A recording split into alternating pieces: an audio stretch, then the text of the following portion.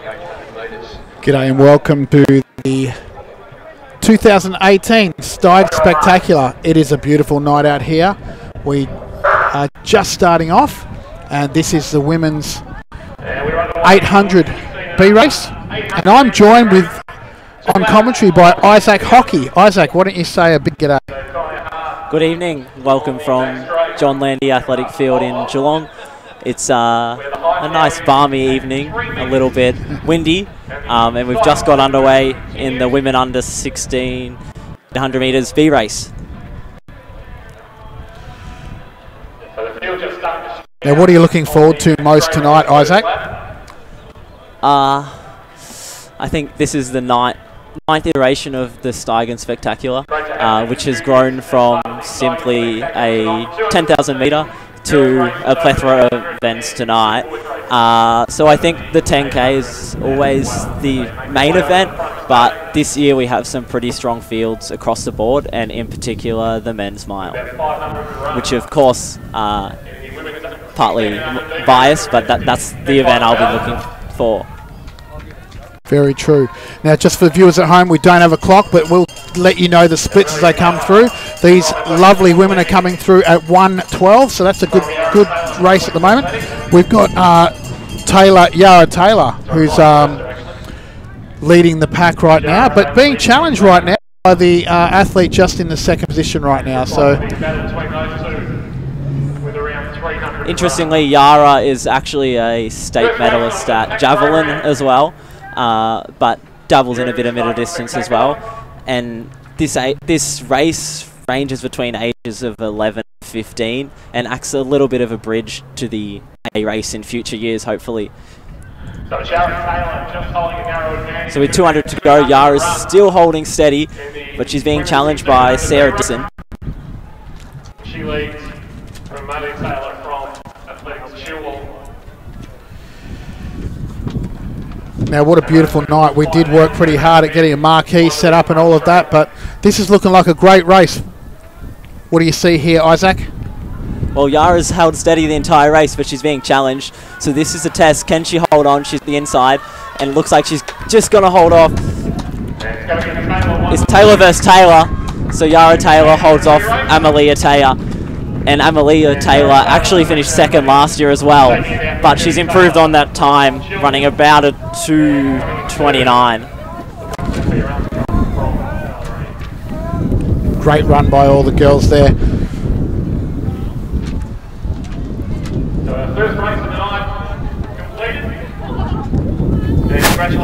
We've got pole vault that's taking place in the background as well. We'll bring you some images a little later on from the pole vault. But we've got the women's A race, which is coming up very shortly at the moment. Just a reminder to viewers that we don't have a clock on at the moment, so we are unable to bring the clock in. We did try, so we're going to call out the split times as we see them and hope for the best. But they'll be able to check out the results online, which would be great.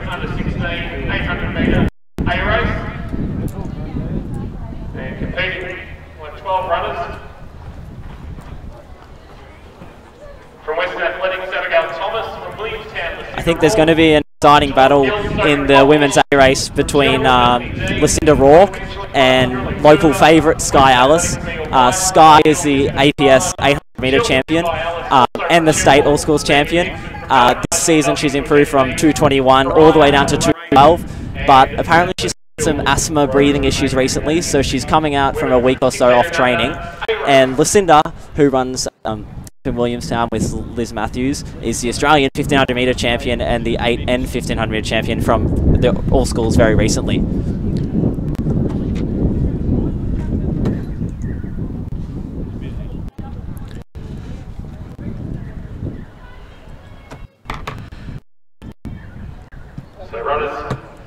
So we see the start list now on the screen. Do you want to introduce them for us? From the inside, we have Abigail Thomas, Lucinda Rourke, Sophie Coltish, Bethany Dean, Kiralee Turver, Mia White, Jacinta McFarlane, Sky Ellis, Megan Dixon, Georgina Meese, Ella Rayson, and rounding out the field is Rose Mayhew. Certainly a big lineup, and this is certainly pretty fast, isn't it? Certainly showing why this is an A race. And as expected, Lucinda Rourke has taken it out very quickly from the inside, and she'll have the advantage at the break. And it looks like Sky Alice coming around on the outside, and as expected, they've gone straight to the front. However, it's still quite a very packed bunch going through 200 in roughly 32 seconds.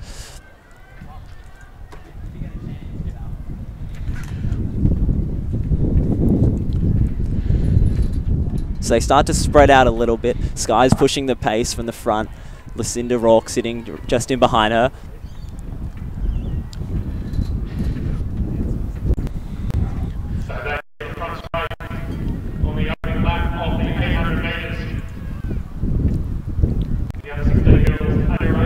And that's Sophie Coltish of Geelong Guild in third, followed by Ella Rayson. They hit the bell in 69 seconds, and Megan Dixon from Athletics Chilwell is coming around to try and match the move by Alice and Rourke. Megan Dixon with a PB of 2:20. However, she recently won the Sarah Jamison 1500 metres at the Zatopek Classic just over a week ago. So she definitely has the legs, but can she have the speed to close the gap between Rourke and Alice?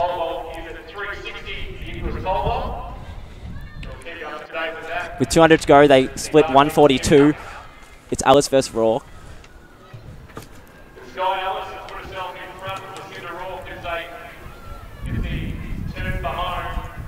Sky got her arms pumping.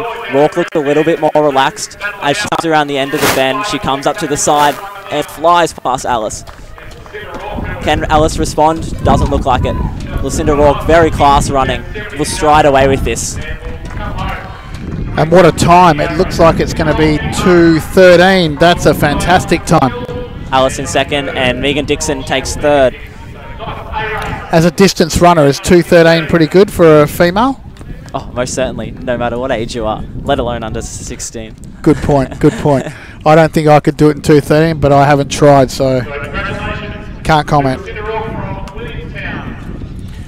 We're set for some great racing tonight. We've got some pretty big events on. The next race that's coming up is the men's under 16 800 race, which is always good.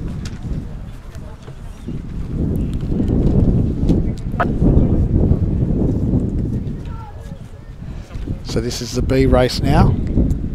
That's coming up. We see the boys on the side. Yes, thank you very much. If you want to clear the track.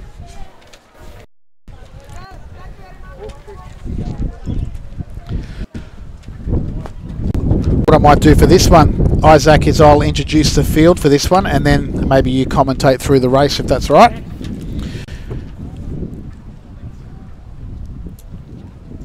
So as we see in heat, this is the B heat. We've got Hugh Hybeck in station 1, Isaac Headley in 2, Jack Ellis in 3, Joshua McCout in 4, Max Jones in 5, Archie Caldo in 6, Oliver Armstrong in 7, Bradley Ganley in 8, and Oliver Bradshaw in 9, Edward Westfield in 10, and Andrew Turver. Who's your pick for this one, Isaac? Well, the field ranges between about 10 seconds, and at this age, kids often bring out massive PVs, you know, 5 to 10 seconds. So it'll be interesting to see who might get under the limelight and have a big race. But it's great to see huge representative from local Geelong clubs, especially Athletics Chilwell. You can see the blue, white and yellow stripe across about 6 of the boys. And just while we're waiting on this one, I think there's a special visitor coming tonight. Santa's on his way, I think. I've heard there's a Santa run. Oh, that's news to me. I might leave here and run away. You weren't here. You weren't here last year, obviously. Last year it was fantastic. We had a Santa run. All the kids love getting the lollies. Yes, I do believe they run. There's a 400-metre Santa race. But you don't want to beat Santa because you want to be near him to get the lollies.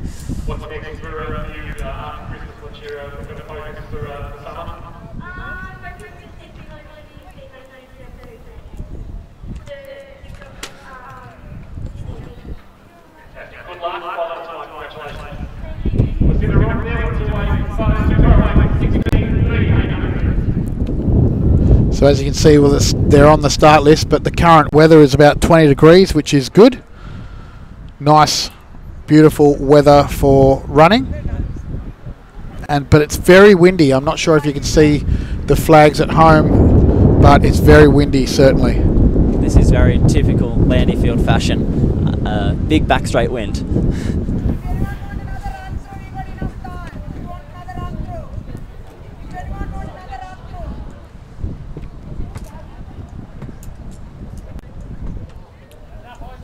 So it's still a 360 in the pole vault, and the Steigen Spectacular continues as well. Checking shortly with the longest kick there, but of course, entry still open, $5 a kick.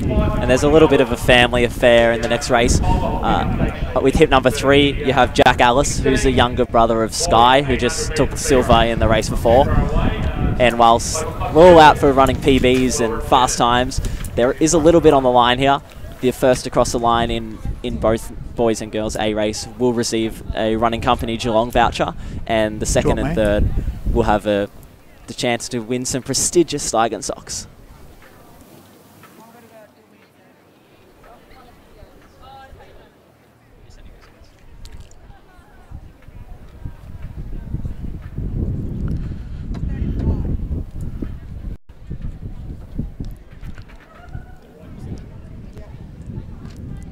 So we have some official results from the women under 16 800 metre A race. Lucinda Rourke took the win in 2 minutes 13 and 39 seconds. Sky Alice finished second in 2:16.05, and Megan Dixon took third in 2:17.32.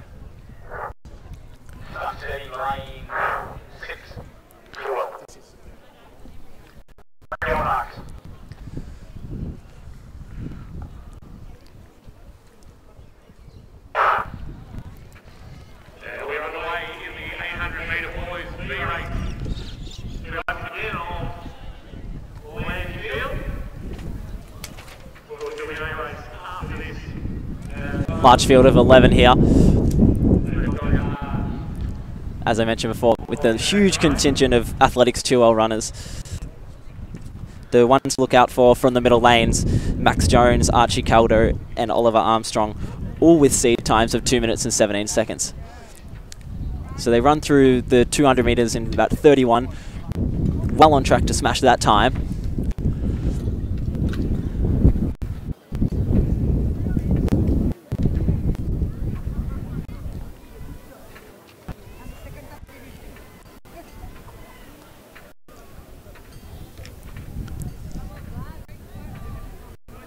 Yeah, this looks like a pretty good time coming through. We'll let you know the time as they cross the line. So they're picking up the bell at 1:05, which is a pretty good split. And as the seeds suggest, it's Jones, Armstrong and Ganley leading through the bell.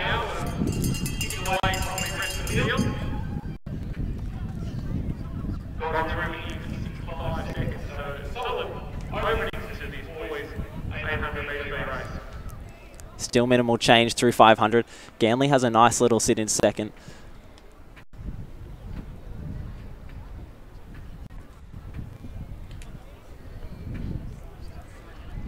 $138 through 600.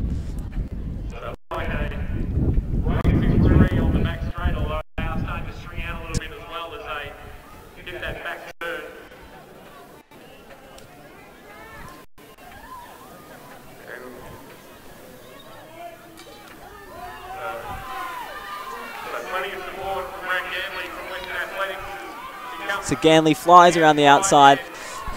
Cannot respond. Armstrong's gone wide again. But Ganley takes the win in 2:11.37 unofficial. And Joshua McWay comes out of nowhere to finish third.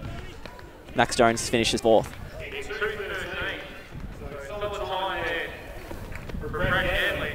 With a seed time of 2:20, Brad Ganley from Western Athletics. That looks like a huge PB. And Oliver Armstrong will follow in a PB as well. Impressive running by these young boys.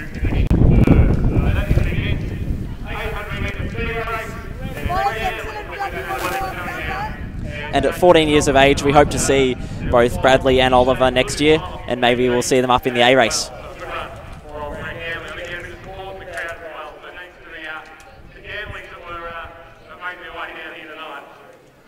Great to have you here at the Steigen Spectacular. Next event on the card is the men's 16 and under 800 metres A race. That's Marshall for that event in the field. So that's Tom Lover from Western Athletics, Archie Lawrence from Deakin, Sharon Hobbs from Chilwell, Ethan Grills from Geelong Guild, Nico Ryan from Chilwell,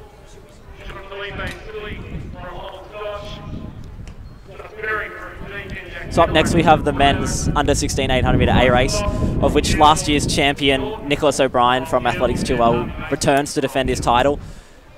He'll be challenged closely by Philippe Sully, who finished third behind Nick at the Victorian All Schools Championships just 2 months ago, and Sully runs for Scotch and matches closely against Nick O'Brien, who runs at Geelong College. So they are very known to race each other.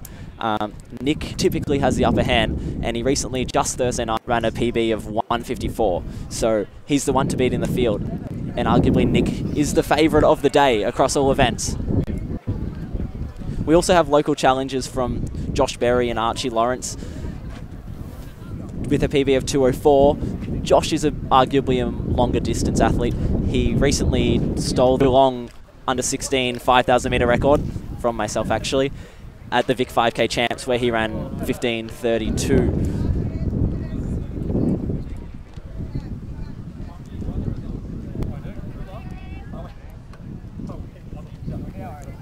And in the green stripe of Geelong Guild we have Ethan Grills, who recently was announced a finalist of the Geelong Advertiser Athlete of the Year, which selects 7 young athletes across any sport for their accomplishments in sport in the past year.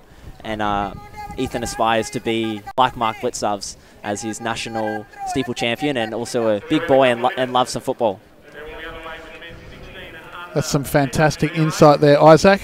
Brilliant work on that. You've done some research on this with not much lead up in this, so I think you'll be getting the nod to come back and do some commentary at some point.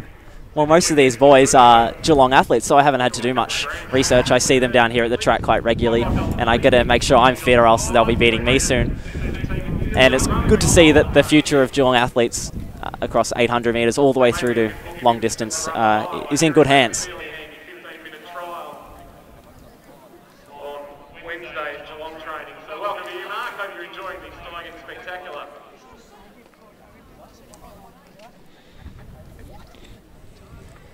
And Anor Costa throws up the white flag. We're ready to go. On your mark.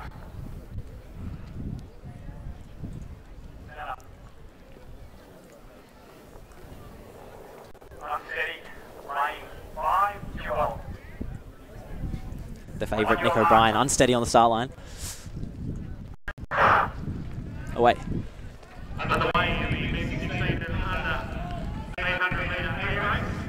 So the 154 personal best as an under 16 athlete, Nick is definitely one of the best rising middle distance runners in the country. Can anyone challenge here in Geelong? As expected, he's gone from the middle straight to the front and will cut the break in the lead.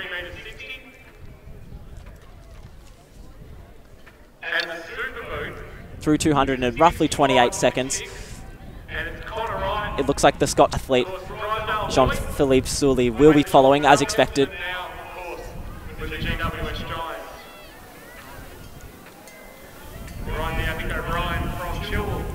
Followed by Jaron Hobbs, Josh Berry and Archie Lawrence.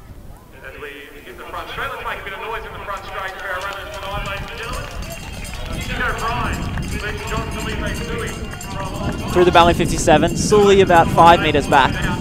Nick is very fond of running from the front, as he's typically quite superior to his competition, especially coming through the junior years. So he is never typically fearful of going for it and holding on. Let's see whether Jean-Philippe can close the gap.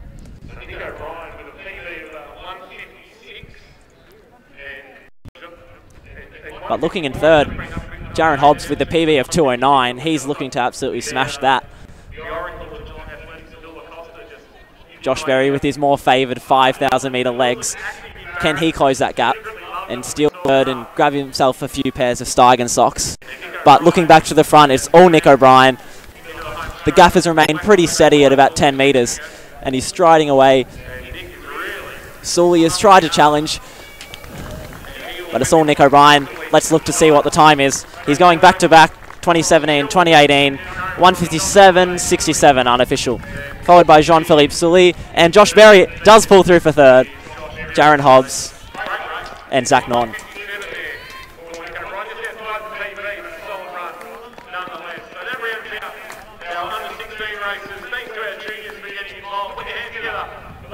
Prior to Nick's huge breakthrough of 1:54 at the Victorian Miles Cup on Thursday night, that would have been one of his fastest times. So great to see that he can back that up barely 48 hours later.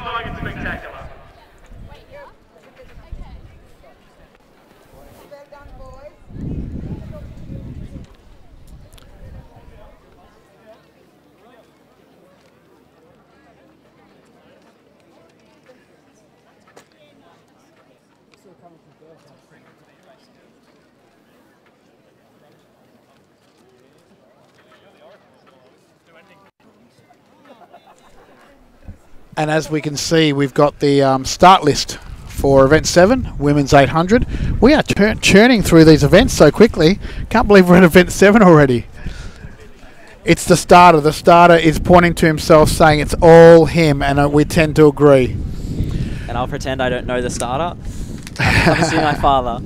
Is it your father? Oh, yes. Look out. You look exactly the same. All right, let's get... Well, a bit of event history. Last time I personally raced at this event, I think it was 2015, I ran the mile and we started on the wrong line and my father was the starter, so I can blame him for running probably a second too slow. Fantastic. So let's introduce to you these starters. We've got Sarah Billings in lane 1. Well, we don't have seated lists, but Sarah Billings.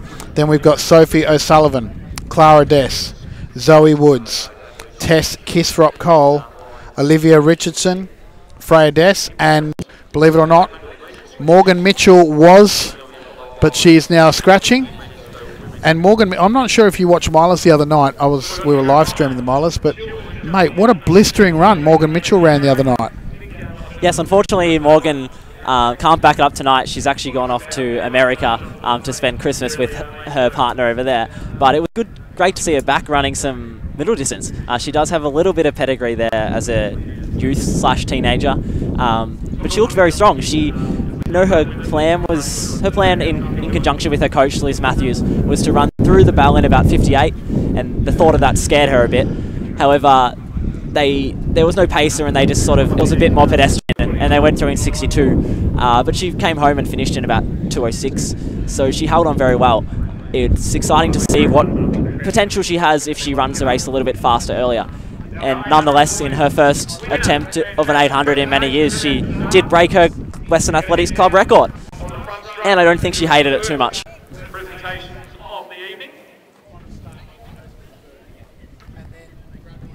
And I do believe, unfortunately, Sophie O'Sullivan is also a scratching tonight. Just flew back from Europe, I believe, and is a little bit jet-lagged.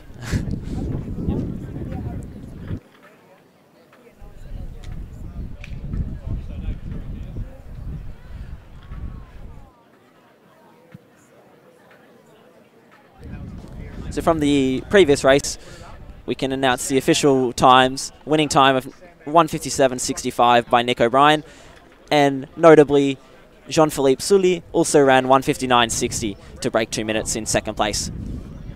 All right, girls, get into the track and then you do a run through.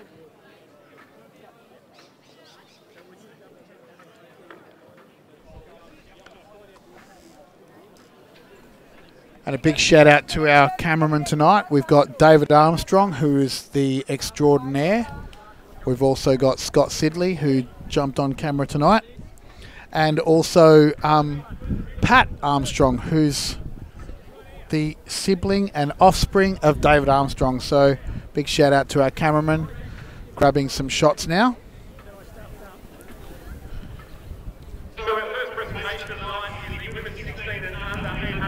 And you may notice in some of the following events that some athletes have a coloured bib, and that will denote that they are a local Geelong athlete, and in which those events, the first local Geelong athlete home will get a little hand in prize money themselves, of which is $200, which can be added on to any other prize money they win by finishing within the top 3. So in the absence of Morgan and Sophie, this race really opens up into the hands of Sarah Billings. She's the 2016 and 2017 under-20 national champion, and in 2016 she went to Poland for the World Junior Championships over this distance. However, she ran a beautiful leg at the tan relays for Melbourne Uni, and then was injured with, I believe, a pelvic stress fracture. So it's good to see her back on track so quickly. So it'll be interesting to see how she goes in her return to racing.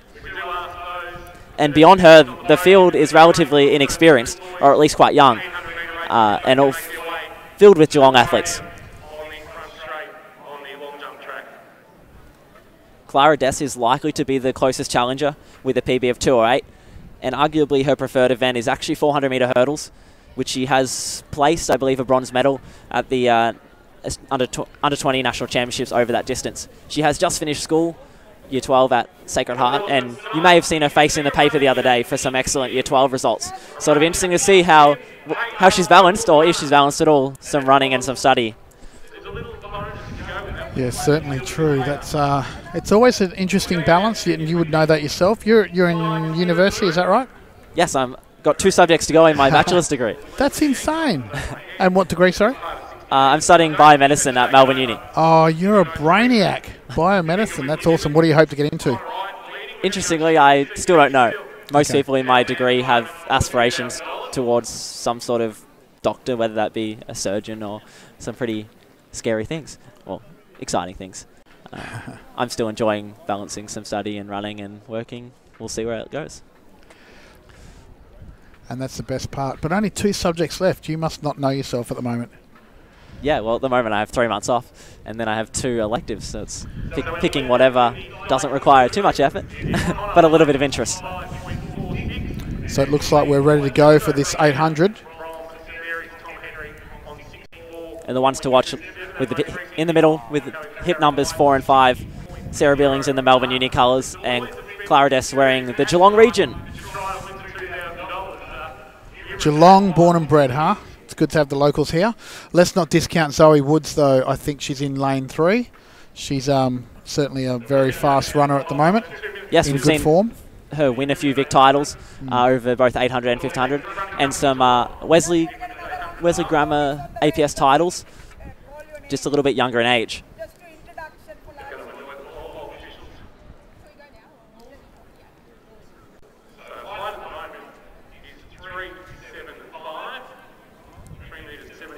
And hit number 6, we have Tess Kersop-Cole, who actually in 2016, where Sarah was the 800-metre under-20 champion for Australia, Tess was the under-18 400-metre champion. Since then, she's had some very niggly feet and some stress fractures to her feet. So it's been a long time coming, but she had her first 400 metres back on the track just last week at Shield. And it's exciting to see her step up over the 2 lappers.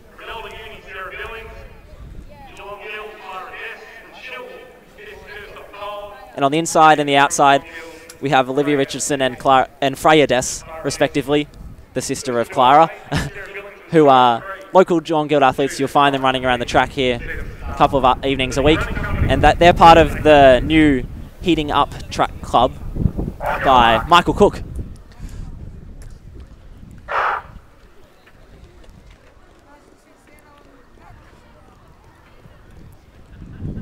So a field of 6 away. It's Zoe Woods who takes the pace at the start. Sarah Billings looking a little bit more conservative. As they take the break, it's Dess, Clara, not Freya, and Woods out in front. And Billings jumps in behind for the sit, followed by Kersop-Cole. Of the 6, we have 3 Geelong Guild athletes.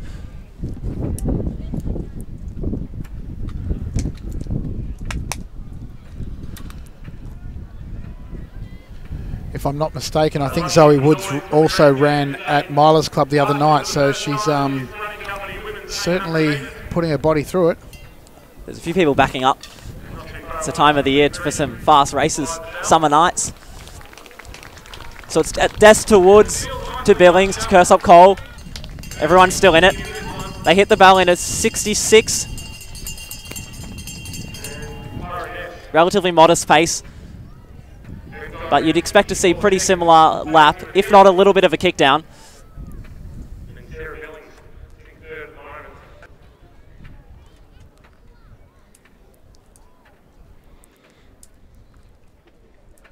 And perhaps the 400-meter hurdles speed of Des is allowing her to kick away a little bit. This will be a test to see how Billings' fitness is at this stage early in the season. We know she is a class athlete. Zoe's fighting on, but it looks to be Des. Billings is slightly closing the gap. Could make for an exciting final 120 metres. Des peeks to her left, to the behind. Still about a 10-metre gap. Billings is trying, but Des is striding away. It looks like she'll take home not only the $200 local bonus, but the $1,000 for the win here. 2:10, 2:11. Billings takes second, and a valiant run by Zoe Woods. Stepping up against some older athletes, takes third. Tess Kersop Cole, Freya Des, and Olivia Richardson rounds out the field in about 2:25.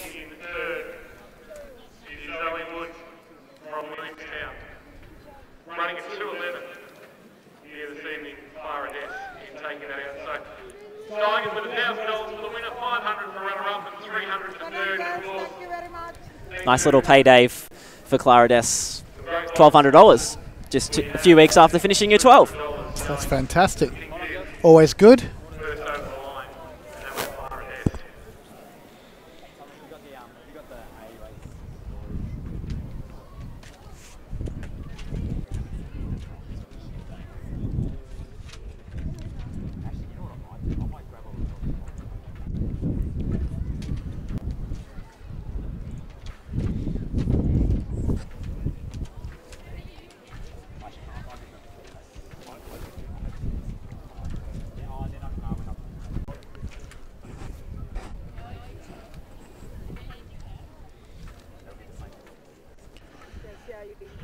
So now we get set up for the women's 200.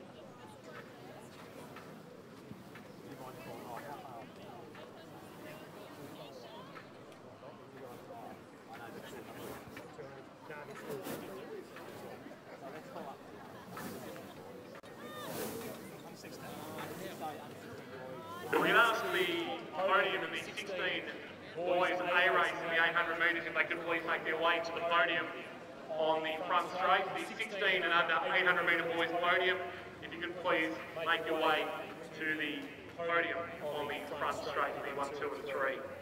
Please gentlemen, we would like to make some presentations too.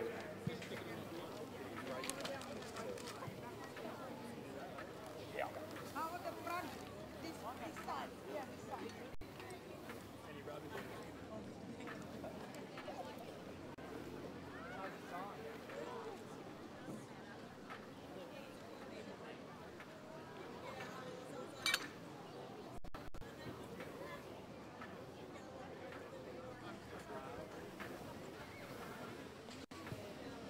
Plenty of food trucks here tonight, and of course the canteen open as well. Steigen and the running company are here with their bags as well, so if you're looking for some outstanding socks, Steigen, they are absolutely magnificent. And the running company, of course, looking after you with anything to do with your footwear. I see there's a churro van here tonight. I do let them know that my wife will at some stage be probably at the churro van getting her hands on a couple of those.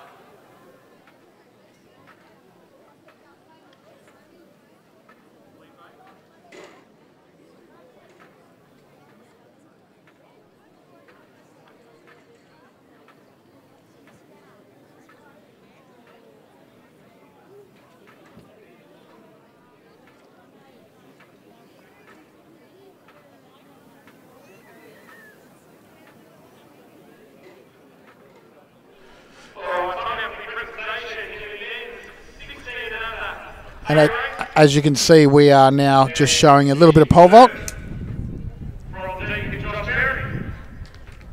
The bar currently at 3 meters and 75. From Old Scotch with a time of 1 minute 59.6, JP Sully from Old Scotch. And their winner with a time of 157.65 from Chilwell, Nick O'Brien.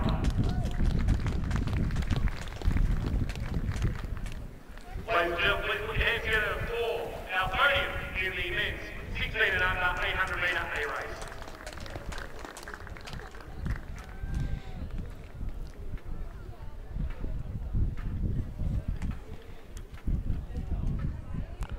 Well done to all three. Good luck for all the rest of the summer. That trio. 375 still behind in the pole vault.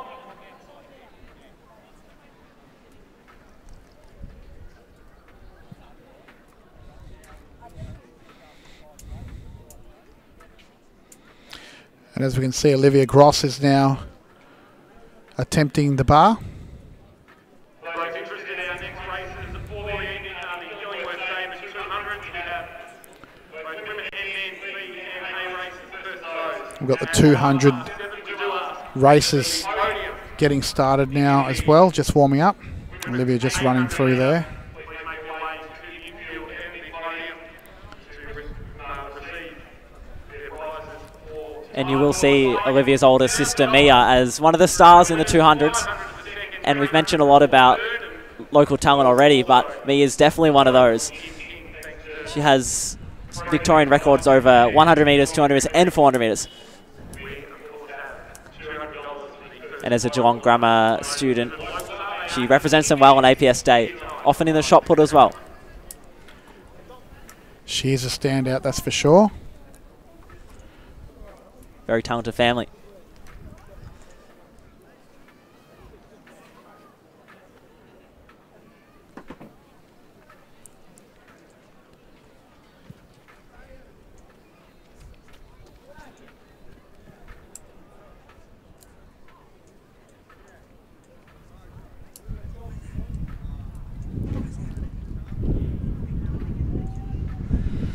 We can see that the 200 starters are just about to get underway.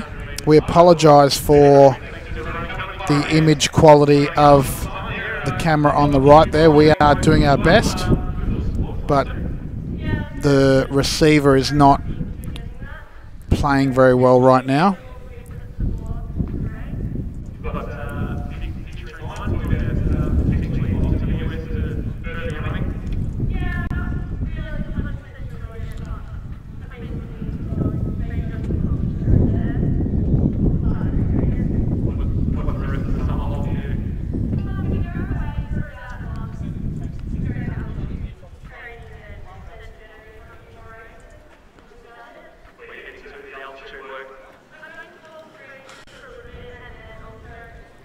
Now, although pole vault got started off pretty quickly, that's an event that's going to keep going for most of the night.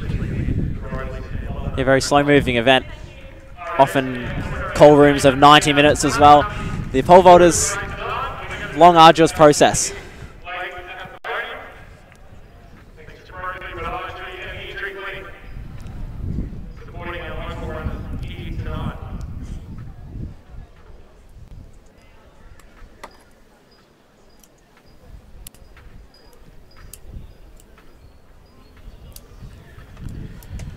Now it doesn't look like the 200's that far away, but we do have a few more minutes left. We've had a few scratchings to the start list of the women's 200. Kendra Hubbard, Jessica Lee Nance and Holly Dobbin are out, which will bring Ashley Horriban up into the A race. And as you can see, Bath just went over the bar and was clear of the bar, but seemed to clip it with the back of her legs.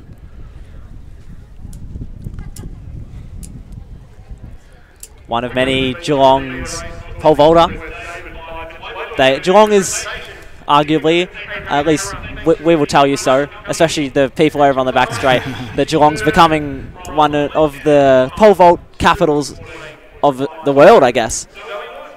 In Australia, Perth is very well known as a pole vault capital, but Geelong typically has 10 to 15 to 20 jumpers at any Victorian Championship, junior or senior. And with the likes of Cassidy Bradshaw, who at only age 14 is in the top 15 in the world of under 18 jumpers, and Grace Bath, all under the guidance of Hamish Nelson and Cassidy's father, Chris Bradshaw. There's something in the water with pole vaulters in Geelong at the moment.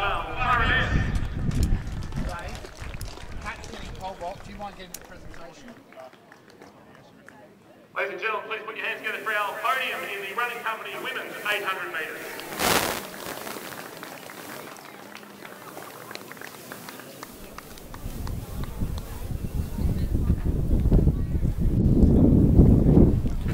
And we see Olivia Gross just taking to pole vault again and run through again and somersault. The signature somersault by Olivia Gross. She loves it. Bit of theatrics to it.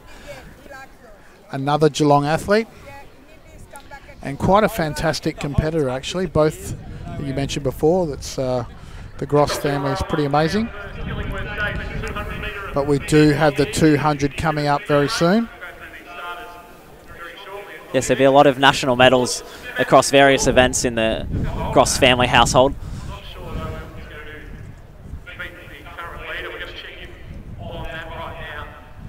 So we've got the 200 metre B race that's coming up very shortly. Why don't I introduce to you the starters, and then we hopefully will get them underway soon. With a 66.35, who is currently leading the battle for the $2,000 in the Steigen Super Boot.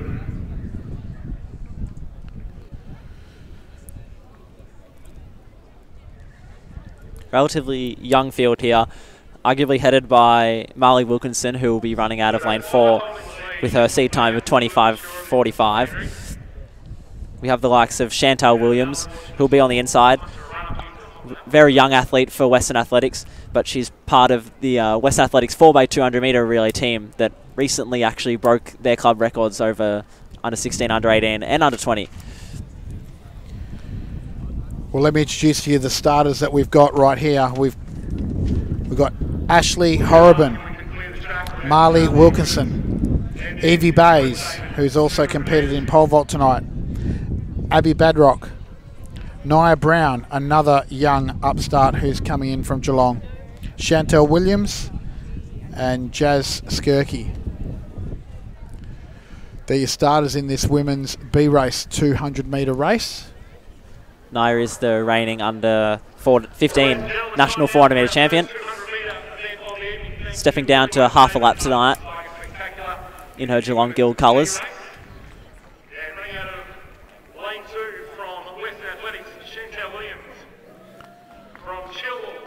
Who's your pick for this one, Isaac? I'd like to see Nia from lane 6 come around and take Evie Bays and Marley from the outside. Evie Bays, another Geelong runner. They're all accustomed to racing each other, as Geelong hosts a Shield here every Saturday or Sunday. Luxury of not having to travel to other regions. But it's very exciting to see such a big crowd tonight come down the other direction of the Princess Highway.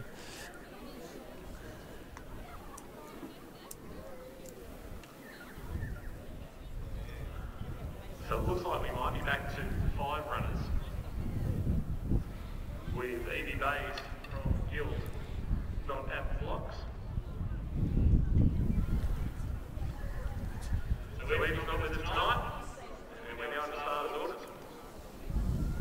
So Horriban we will see in the A race in a couple of minutes' time.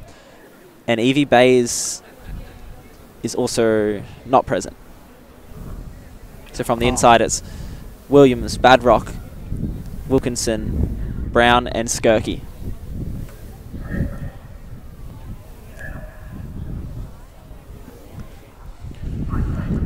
So just a small field here tonight, but nonetheless, I think it's going to be a close one anyway. That's my pick. That's the easy guess. It'll be a close one.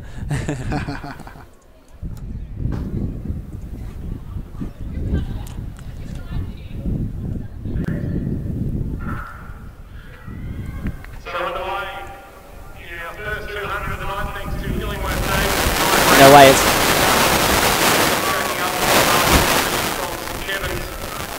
Nye round with hip number 6. Fighting closely with Wilkinson. Williams on the inside. Wilkinson's fighting. Williams will challenge it. Wilkinson takes the win in 25-66 unofficial from Chantal Williams and Nia Brown.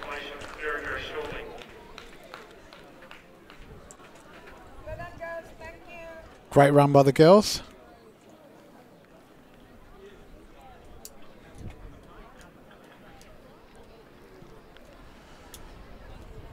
That will just bring you back some footage. The pole vault. So we're ready for our second of the women's 200 PA race, of course, thanks to Steigen. $1,000 for the winner, 500 for second, 300 for third. And of course, thanks to the injury clinic. And Pro thanks $200 for the first local home. And in this one, with Leah Ross and Lily Bays from Deakin.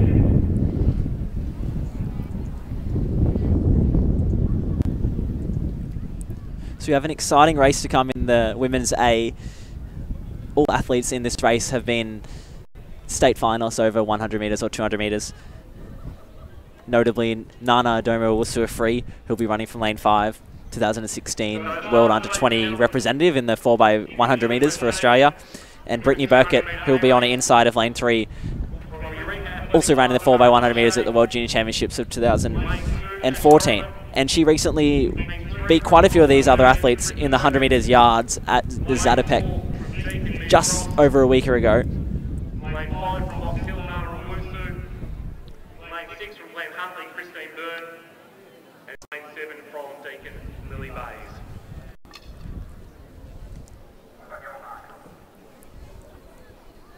Local favourite Mia Gross in lane 4.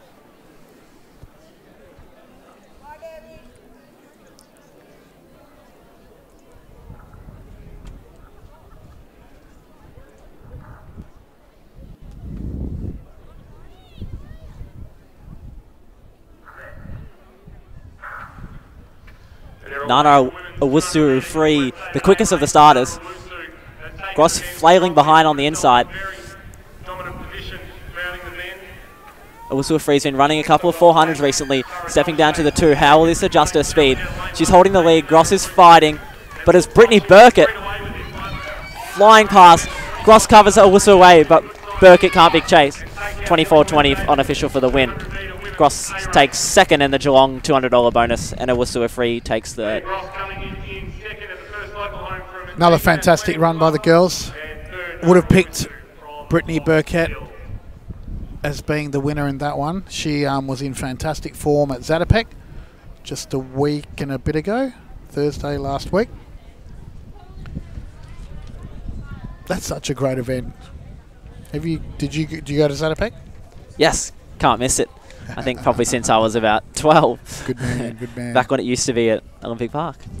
Well, I was just talking the other night to Lyndon Hall, and I'm only new to track and field, really. I've been in the game for about 3 years, and I feel ripped off because I only heard about Zatopek last year, and I'm like, where have you been all my life? This is so good for anyone who's a track and field junkie, which I am. Yeah, well, I guess if you like watching 25 laps, good value for money.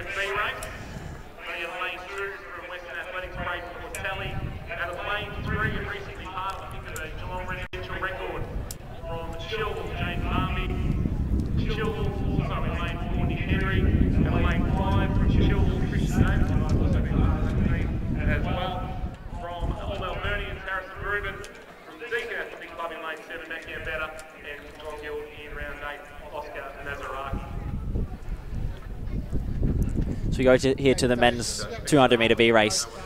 From the inside, Braden Portelli, Jaden Barmby, Nicholas Henry, Christian Davis, Harrison Rubin, Matthew Gambetta, and on the outside in lane 8 we have Oscar Mazaraki.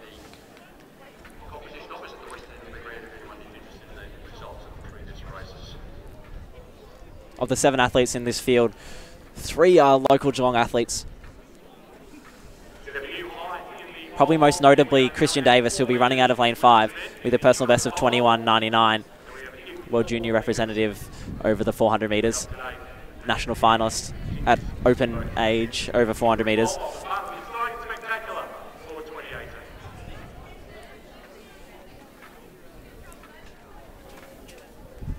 And one of the youngest in the field, Nicholas Henry, also running for Athletics 2L, has been starring for Geelong Grammar on the APS scene, finishing second in both the 100 and the 200 at the recent Victorian All Schools Championships. He will stand out in his huge, tall frame and his little bent-over posture, but his legs fly along.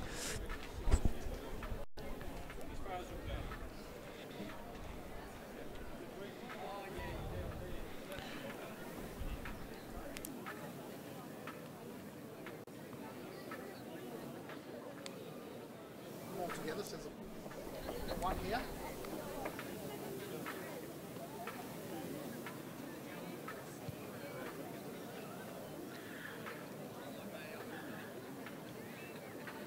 So congratulations to that Chilwell team that did set the 4x400 Geelong residential record up at Lakeside Stadium recently. A fantastic. And just like Nick Henry, Western Athletics' Braden Portelli, who'll be running from lane 2 in this B race, is a dual medalist from the Victorian All Schools over the short sprints. Be good to see him step up against some athletes over 4 or 5 years his senior and see whether he can run a quick time around the bend here at John Landy Field.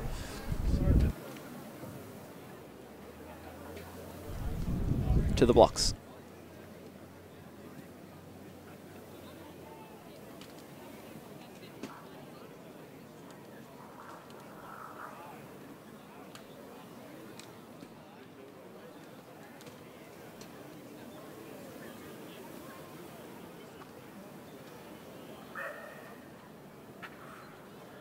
Underway dealing with David Ben's 200-metre B race.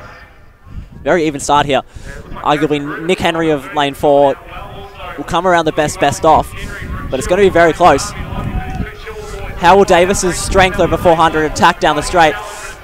And Jaden Barbie, lane 3, fighting on, but it's going to be Henry to Barbie to Davis. Close. 22.03 unofficial. What a fantastic run. Huge run So race by Jaden Barbie. I didn't give him a name at the start. Prove me wrong. Maybe Christian Davis shouldn't have paced on Thursday night at Vic Milers. He did the pace for one of the races. Some very generous and some very evenly well executed pacing. Yes. And the comments coming into the live stream was his pace was on point. So I have some official times from the women's A race. In first place from Old Melburnians, it was Brittany Burkett in 24.17. Mia Gross was second in 24.51. And Nano Domo Wisuafree took third in 24.67. Still at 4 metres in the Icarus pole vault.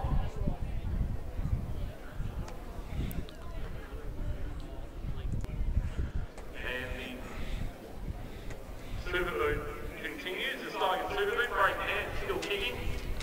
At the moment, Tom Henry is the man they are chasing from local club St Mary's for the $2,000.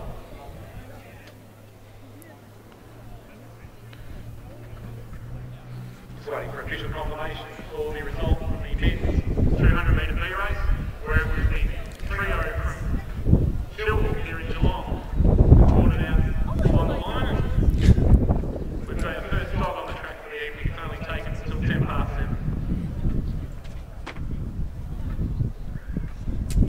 Whoever has that little fluffy little ball, come and get it, just take it off. There is some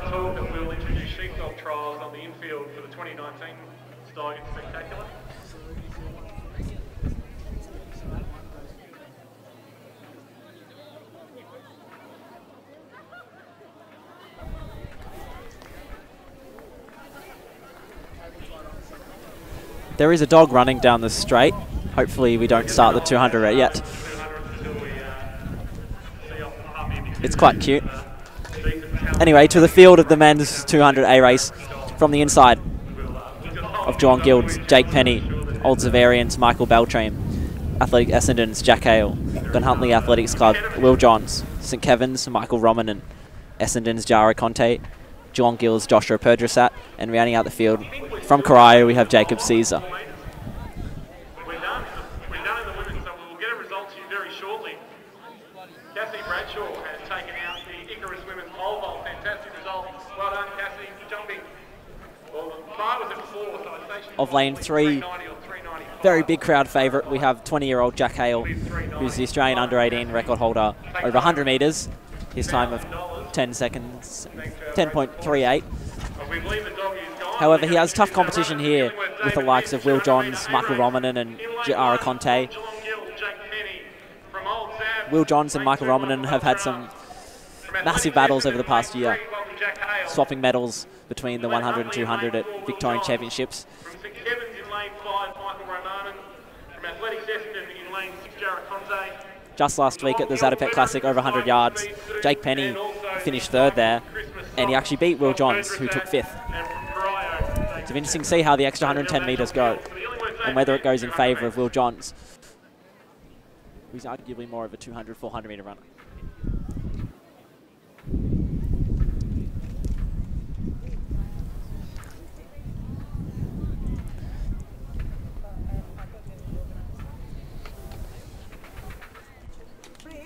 Do you need anything?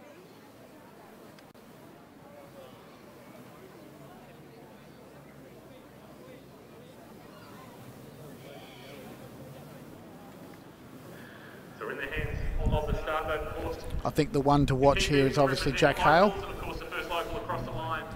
He's a very focused young man, that's for sure. On top of any prize money, once the first, second, and third will also take out $200 thanks to our good friends at Pro Feet and the Injury Clinic. But in lane 6, you'll have another Athletics Essendon runner at only 19 years of age, Jara Conte, who also has a PB in the 21s, like Jack.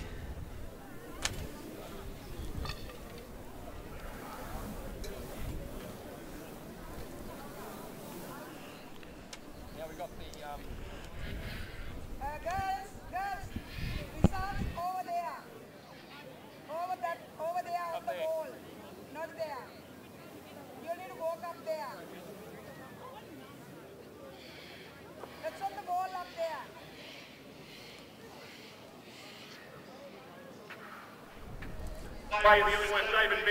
And away, Hale flies out of the block, as does Conte in lane 6. The two Athletics Essendon runners flying to the front. Will Johns has got to recover a bit if he wants to get back into the race, as does Romanen. It's all Jack Hale. He's blown away the field. Massive running, 10-metre lead. Watch the clock, 20:64 unofficial. Johns follows through for second. And go to the camera for bronze there. Yeah, he ran away with that one, that's for sure. That was a great run. Super impressive running. Pretty hard, looked like a pretty tough headwind. Yeah, it's quite flowy out here.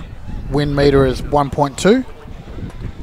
1.2 headwind, I'd say. It feels like it's a headwind, yep, but it feels like a lot more than 1.2, just quietly. Not that I'm an expert in wind, but... And we've got our hoodies on. Very impressive running by Jack there. Great to see him back running. Some impressive shape.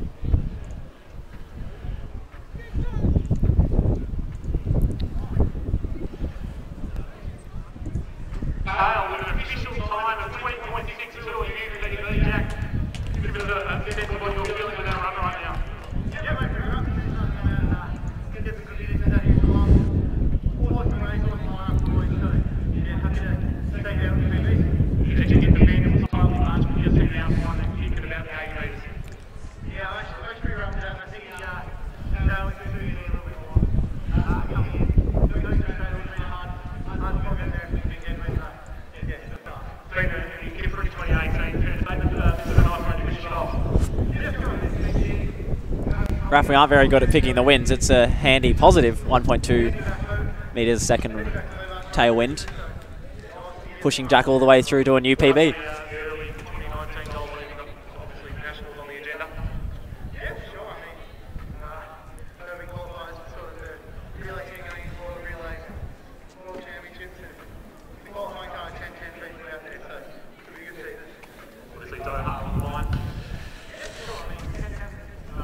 He certainly gave it everything he could. And now, for a PB, it's a 1.2 headwind. That's remarkable, really. We really appreciate you supporting the Steigen Spectacular. Great running in well done.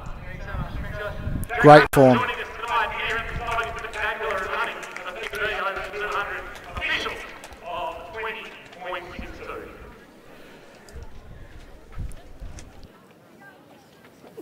Are you happy with it? It's all right.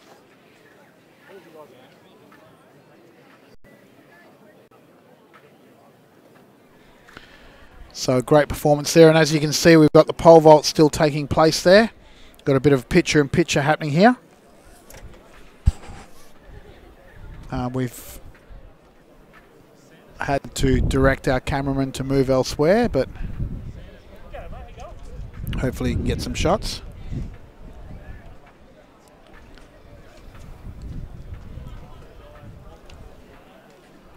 We have 20 minutes until the next conventional event goes on the track, the women's 5,000 metre run. But in between we have Santa's run. Unfortunately, through the live stream, you can't jump out there and go for a run for some lollies.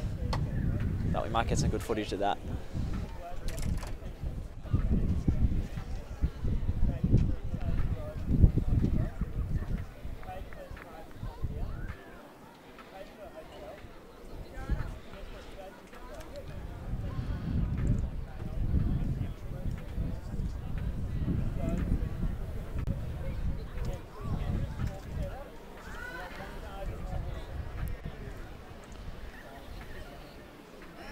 So you can see the temperatures just drop somewhat. It's now 18 degrees, and it certainly does feel like it. Another somersault by that pole vaulter. Well, ladies and gentlemen, of course, the Steigen Spectacular is about community involvement. Not only do we have the elite athletes on the track, but this is a chance for the kids to hit the track. What we're doing tonight is we've got Santa's Run, where you can run with Santa. Now, of course, if you look at Santa and you go... We have Jack Hale's official winning time of 20.62 seconds into a 1.2 tailwind. Will Johns took second in 21.47 and Yara Conte finished third in 21.52. In fifth place, Jake Penny in 21.65 will take home the $200 first Geelong athlete home bonus.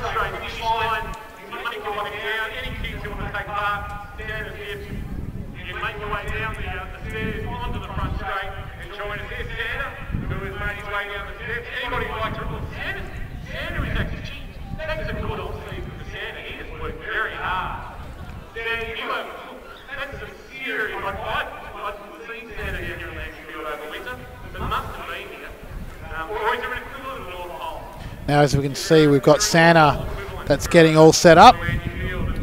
So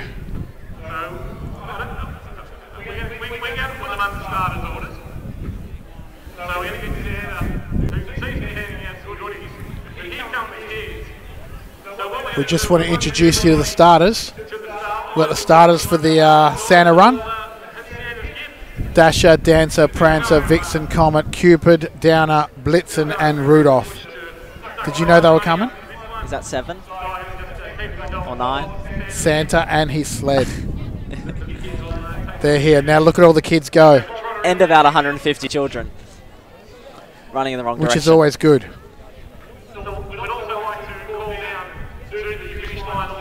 Poor Santa, surrounded.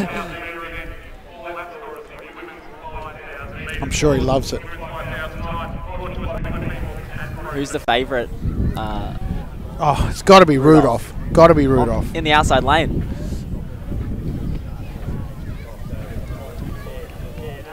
This is probably the busiest Landy Field's ever been on the track. Look at them all. Gee, Santa's looking fantastic shape. Fantastic shape.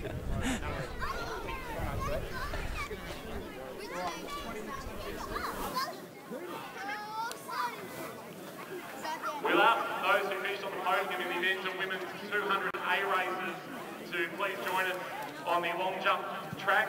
We'll do the presentations. For those who finished 1, 2, 3 in the men's and women's 200-metre A races to join us on the long jump track. We'll make the official presentations there.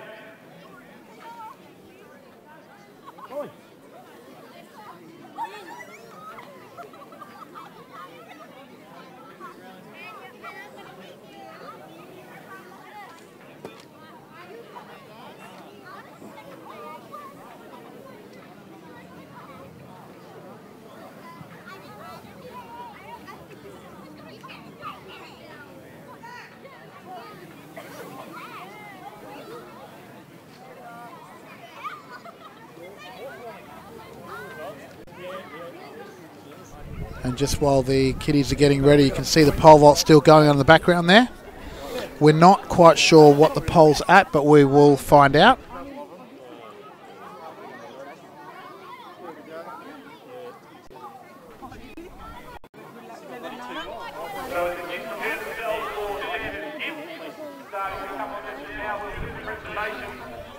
Raph, if my eyes don't deceive me, the marker does say the height's at 380, but it looks...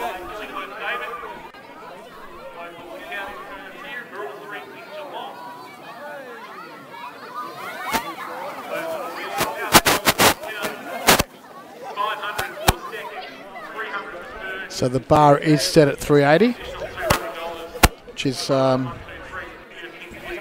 to be a bit of a PB for some of these athletes, but we're just finding out the update on that, and we'll bring that to you shortly. But as you can see, the Santa 400 is on its way.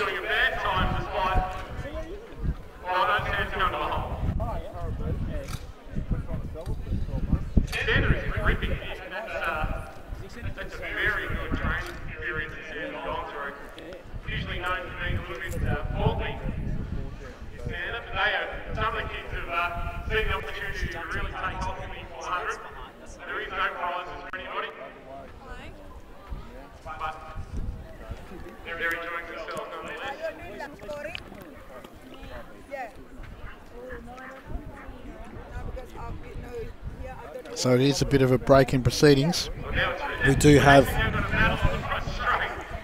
We obviously have the 400 Santa run, and Archie Caldo taking out line honours there. Claimed his bag of lollies and then ran over. Oh, with his bag of lollies, that's right. That's what made him run pretty quick. Poor girl doesn't have any.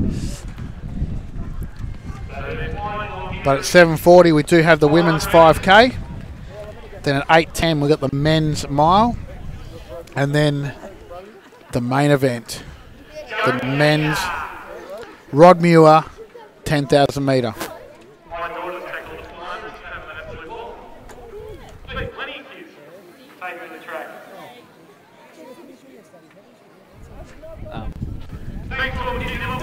So Isaac B, that we're going to finish off with the Rod Muir 10,000. Is there a story behind why it's called the Rod Muir? Yes, so this event is sponsored by Steigen, very local Geelong sock manufacturing brand, very well known not only in Geelong now but also beyond not only Victoria but Australia and into Europe and America. But Lewis Rowan, the owner of Steigen, he competed for Australia in the Commonwealth Games in the 5,000 metres, and his plan was to start a track meet in Geelong that would give incentives to athletes who perform at a high stage to win some prize money, because he found an athlete that he believed that running on track or jumping in the field, whatever discipline you're doing, is no different to doing theatre or singing or performing for a crowd. However, many athletes receive very little money or support to do so. So he wanted to create an event where he could provide the money through his business to bring athletes down and create a great field. And he had his relative Rod Muir was also a long distance runner, also through the local scene. So, namely, he took the event, the Rod Muir 10,000 metres, and has been named after that since day one.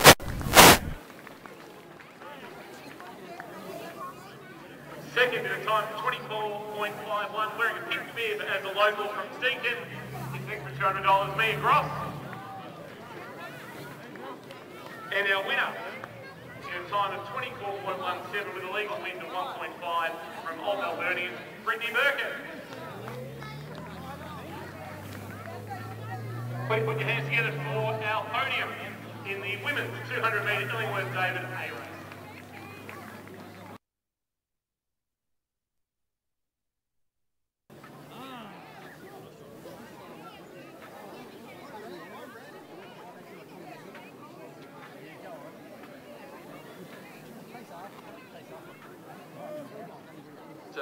Santos finished his arduous task running 400 metres. We are calling the lap scores. We've got Mia Gross, first local across the line. Mia, happy with that result? Yeah, very happy. I was in my race. Nice little kick just before Christmas, not only finishing second, but being the first local across the line as well. Exactly, and I think the injury says he can proceed to that too. So what's on for you over Christmas, heading off anywhere? I'll just stay home with some family. Eat food and I have to be. Do you get a running on Christmas Day? No, Christmas Eve, so it should be fun. Fantastic. Well done, Mia. Congratulations. Thank you. Mia Gross there. We're going to get the photo. Then I'm going to have a chat to Brittany.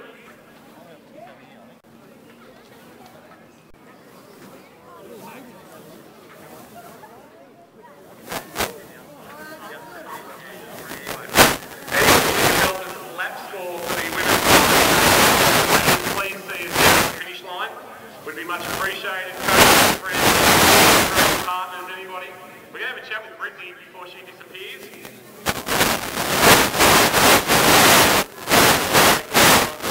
Payday from our good friends at Steigen. It's his pleasure of talking to me. Congratulations. Ross there fairly well, but he seemed not to be too perturbed by what was going on. She's already been a really good start, so I knew that she was going to be right on me at the 100 metre mark. The goal was to get as far in front there as possible and then try and hang on. You got just that nice little assistance down the front straight. Did Breeze play a little bit of a role? To be honest, I was too tired to even think about it. 200 metres is quite a long way. But no, it's fine. What's next for you? Come back here in January and then a couple of meetings in Canberra in January. Christmas on the agenda. What are you up to? Potentially go down to Vaughan for a couple of days with mum and dad, but not a lot. What about yourself? No, I'm doing the family duties. I think I'm off to Simpson. We're in Simpson, yes. Just had a cold back. I'm heading down there with the family. Hang on, how did this get turned on to you interviewing me? Brittany, well done, congratulations, and yeah, nice little payday for Steigen. Well done. Thank you so much. Great stuff. Brittany Birkin joining us there from Old Melburnians, winning our Illingworth David Women's 200 metres.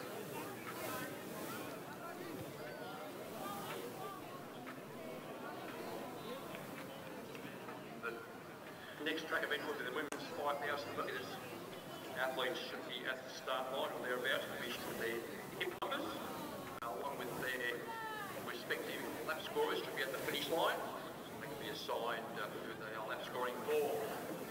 Next event, women's 5,000 metres. If we can get Jarrah Conte to join us for the men's Illingworth David 200 metre presentation, would be much appreciated. Jack and Will are here with us. If we can get Jarrah to come and join us on the long jump and triple jump runway, would be much appreciated.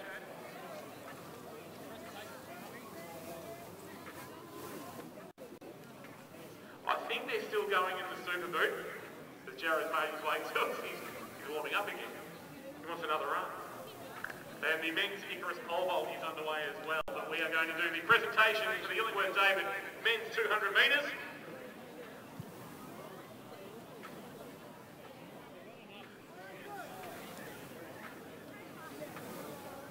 So firstly, ladies and gentlemen, third with a time of 21.52, representing Athletics Essendon. Please put your hands together for Jarrah Conte.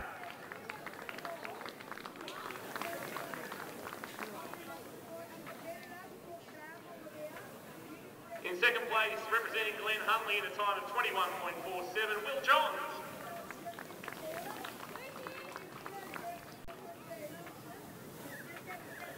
And our winner in a time of 20.62 with a legal wind of 1.2, also representing Athletics Essendon PB tonight. Great to have him here, our winner, Jack Hale.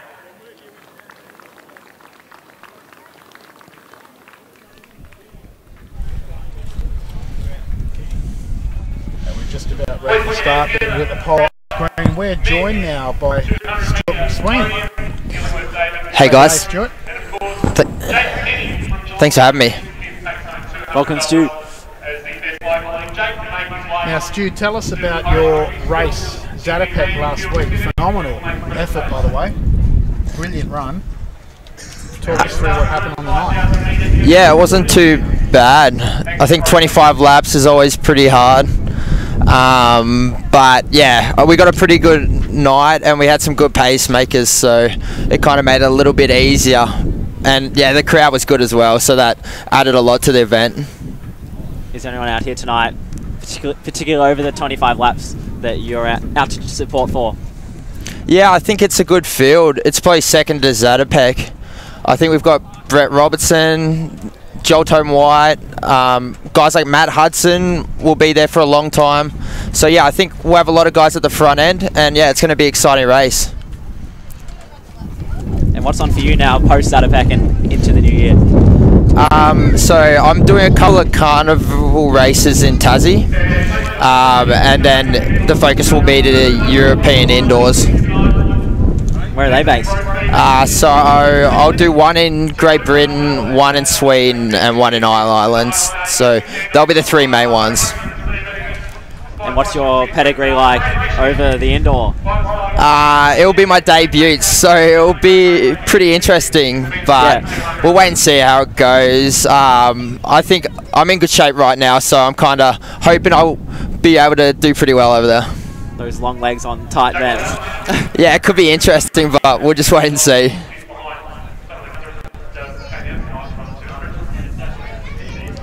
So in 5 minutes, we'll go onto the track to the women's 5K. Stewie, you train with some of the ladies. Give us a talk through the field. Yeah, I think the big names to look for will be obviously Sinead Diver, coming off her national 10K at Zatopek last week, will be hard to beat. Melissa Duncan, she's run fast over 5K. I know she's been training well, so I think she'll be a good chance. Other names like Tara Palm's a quality athlete. Some of the younger girls like Nat Rule and Amelia Mazzadeni will look to go sub 16 minutes. So yeah, I think it's going to be an exciting race. We've got 19 people in it, so yeah, I'm definitely looking forward to that one. Yeah, big field made the trek down to Geelong. This has been an event that for women have trying to build into a 10K. In 1 year, Virginia Maloney stood up and ran with the men over 10K. And then the following year, they weren't able to fill numbers, so they decided to go for 5K. And as we can see this year, it's become quite a high quality, elite women's field. Tara Palm especially making the trek over from South Australia for about the third time in about a month, running the Vic 5K champs, Zatopek, and now the Steigen 5K.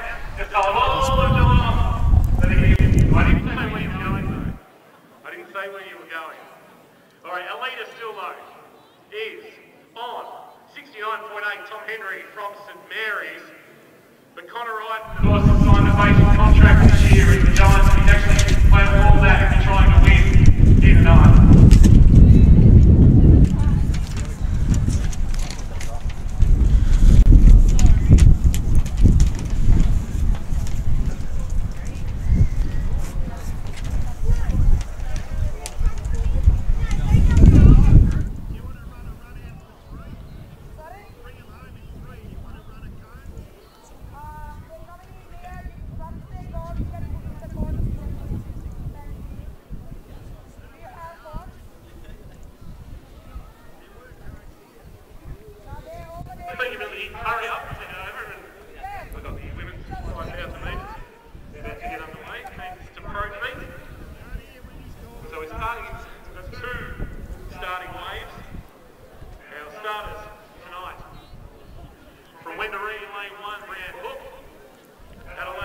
Okay, let's see.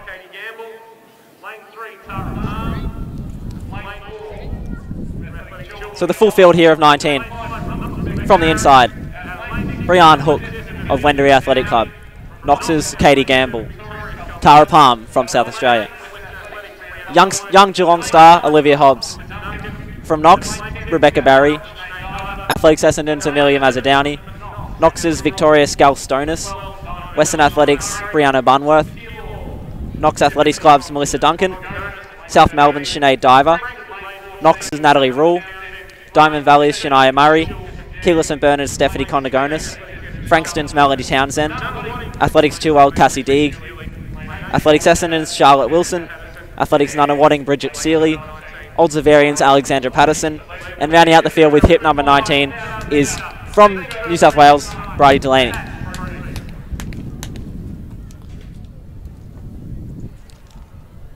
So from a personal best perspective, Melissa Duncan's the one to look at with an entry time of 15:18, but Sinead Diver clearly in better form than her PB of 16:13 suggests.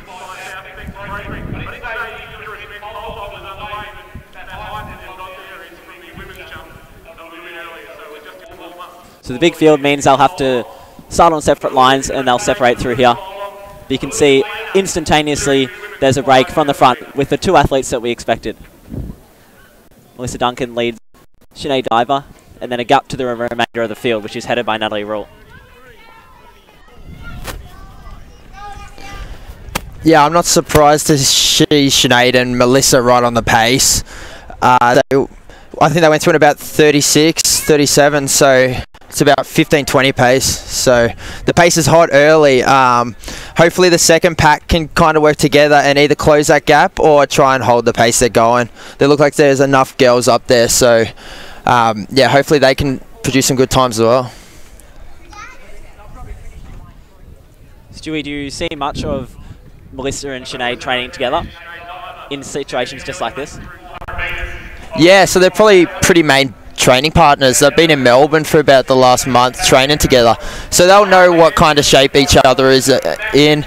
It looks like Melissa knows she's going to have to try and run Sinead off her legs, so we'll see how that goes. Obviously Sinead from the marathon and the 10k last week's obviously pretty strong, so she's going to have to run really well if she's going to try and drop her that way. Melissa has great pedigree, of course, over 1500. I guess that's where the disparity between the athletes of Diver and Duncan. You have an inform marathon and inform a middle distance. I guess it's pretty hard to run a marathon off their feet. But Sinead seems very comfy to sit in and let Melissa do the brunt of the work at the moment.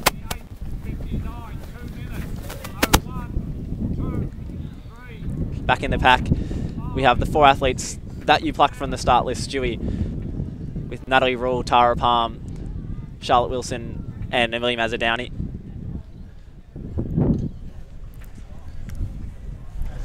So we'll pick up the leader's speed coming through at 800. It's probably around the 225, so 72, 73 laps. So yeah, the pace is on.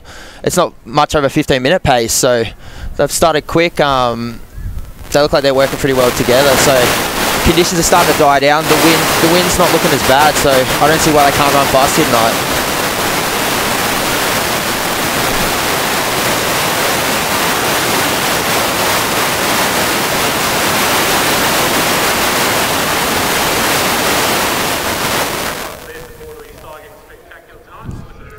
So here Duncan leads Diver through the kilometre split at 3:03. Just a nudge over 3 minutes. So yeah, I've gone through in about 15 pace. So yeah, the pace is on.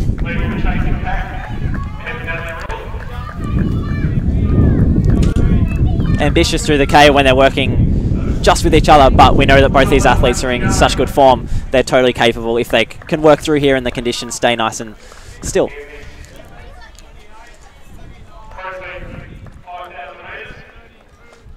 And I think the interest in the second pack will be how close they can go to that 16-minute barrier and whether some of them can slip under.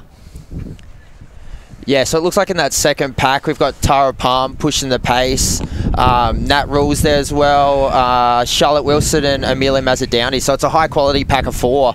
So hopefully if they can stay together, yeah, there's no reason they can't run. Hopefully that's sub 16. And Natalie Rule for sure is one that has shown plenty of form this year. Very strong junior, and as she moved through the under-20 into the early senior ranks, plateaued for a little bit, but this year she's strode forward and had some massive performances, such as the Noosa Bolt, taking it on to some of the best distance runners in the country.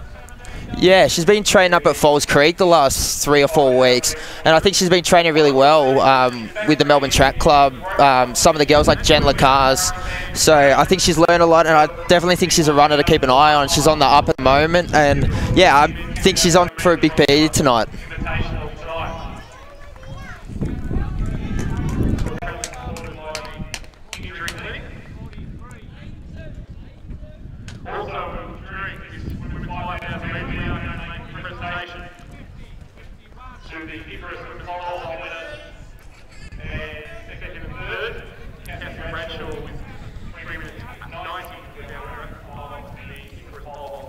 So Sinead and Melissa have swapped positions, perhaps something that they had decided to plan upon before the race, work together.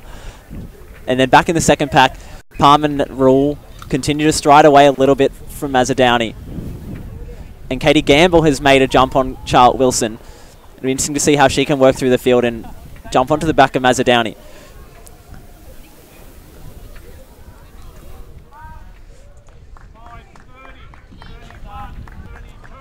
Yeah, so it looks like the leaders are hitting that 72 to 74 second laps. So we'll grab their split in about 30 seconds as they go through the 2K mark. Both looking remarkably relaxed.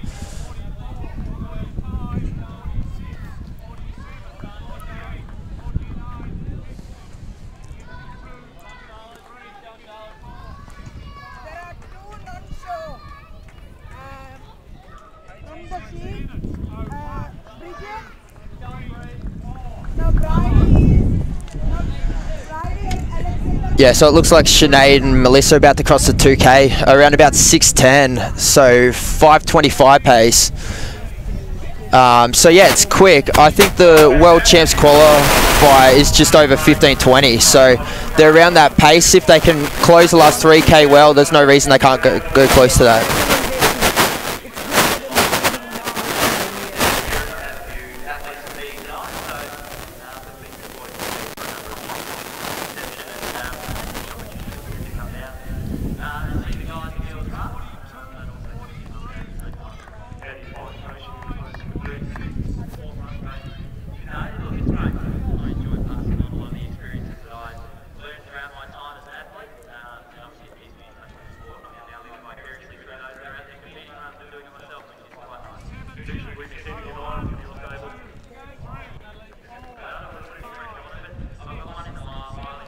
Some fantastic running by these girls.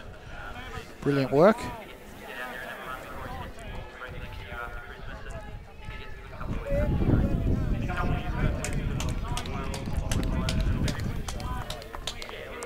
And going through the finish line now with hit number 4, we have local Geelong athlete Olivia Hobbs, hence the pink colour to her bib number.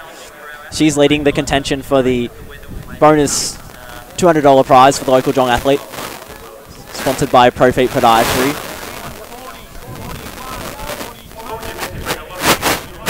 At just 17 years of age, Olivia is rising star, up-and-comer, coached by Lisa Verstraeten here in Geelong.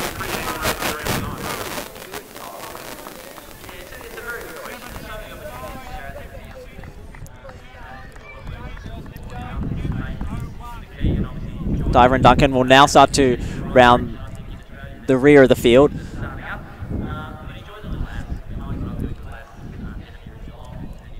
Natalie Rule still very happy to sit behind the long loping style of Tara Palm. Yeah, Melissa Duncan's in pretty good form.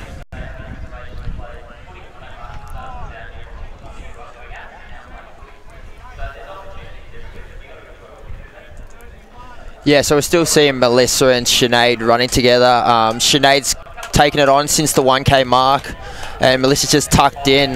They both look pretty comfy at the moment, both moving pretty smoothly, so hopefully they can keep up running that 73, 74 second laps that they've been running.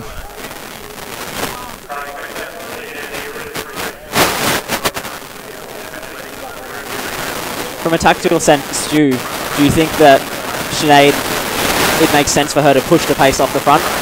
Yeah, I think just coming from the marathon and 10K background, that's how she runs. She's efficient, she's a smooth runner, so I think it definitely will works for her. So I think she won't want to leave it down to a kick. Melissa's got more of a 15-mile background, so I think if she try and get rid of Melissa before that bell lap, otherwise she might find it a bit hard to lose her in that last 400. Yeah, I think often middle distance runners get complacent with the complaint of, oh, not having a pacer, we can't run fast, whereas you have the grit of the marathon runners who just every morning have to go out and do it, and even on race day often they're out on their own and they just on their own for hours. And that's what Sinead looks like she'll happily do out the front, but only for 15 minutes. Yeah, exactly. I think a lot of people find it easy to run from the front. You kind of control your oil race a bit more.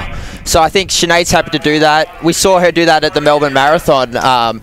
She ran solo most of the second half, so she definitely isn't new to it. So yeah, I think it's a good tactic, and I think it works for her.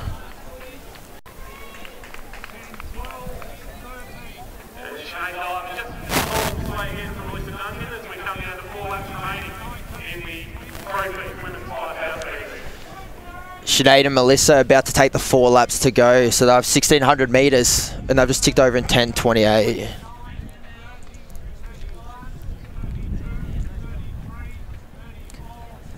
Back in third, almost 150 metres behind now. You still have a tight tussle between Palm and Rule. Mazzoudani remains about 50 metres behind, but here we see Palm starting to gap Rule, still within range, about 10 metres.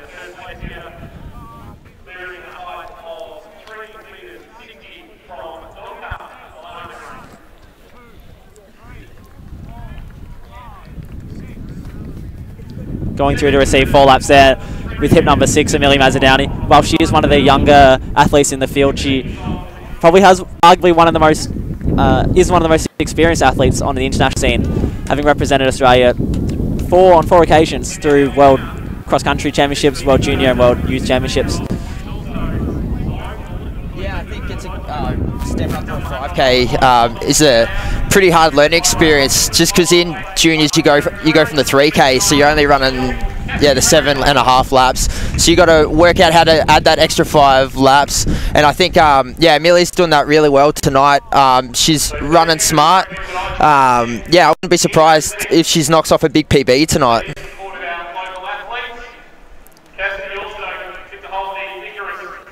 Yes, unfortunately, once you step out beyond that under 20 age group as a female, 3K isn't really there anymore, and you're forced to step up to 5K, as Amelia has been doing.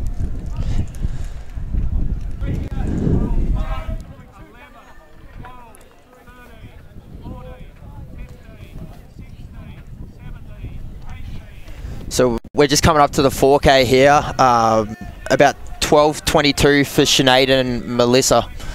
So it's under that 15:30 mark. So definitely Sinead's looking for a big PB there, and Melissa's not going to be far for a PB of the 15:18. You're used to talking in 13-minute cents for yourself, soon to be 12 minutes. Yeah, we'll wait and see, but yeah. Still going stride for stride. Looking like they're a little bit more of a grimace on their face. But still, Melissa's not relenting. It's going to be a pretty exciting fitness between the two. There's not much separating them at the moment, so just over 700 metres to go. So Sinead looks like she's trying to gap her down the back straight, but Melissa's hanging pretty tough. And it's exciting to see 2 athletes from such diverse backgrounds, both in age and preferred event, battling it out. And Melissa really won't give Sinead even a step.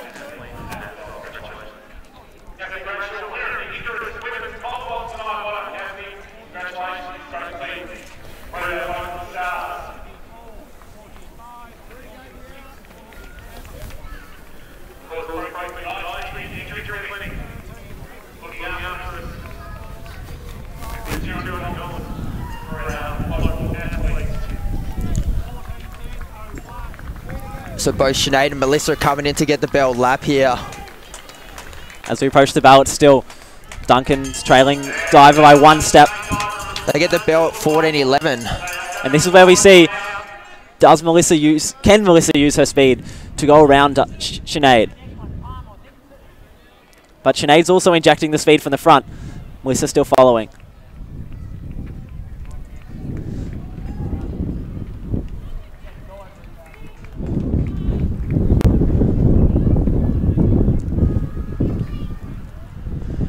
Tara Palm in third, about to collect the bell.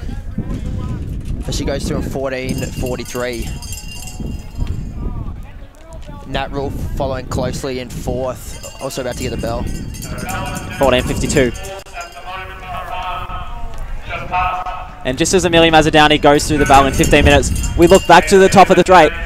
And just like it's been since the 1 kilometre mark of the race, Divers leading Duncan into the straight for the final time. There's still only a metre or two between them. Sinead slowly pulling away. Watch the clock, they're on for a fast team. Diver pulls away. Clock stopped a little bit early. Yeah, I'd say maybe around the 15:22 mark, 23. We'll just have to check the official time.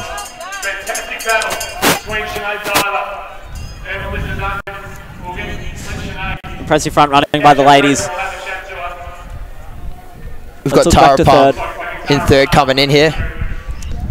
She's going to be tight for the sub-16.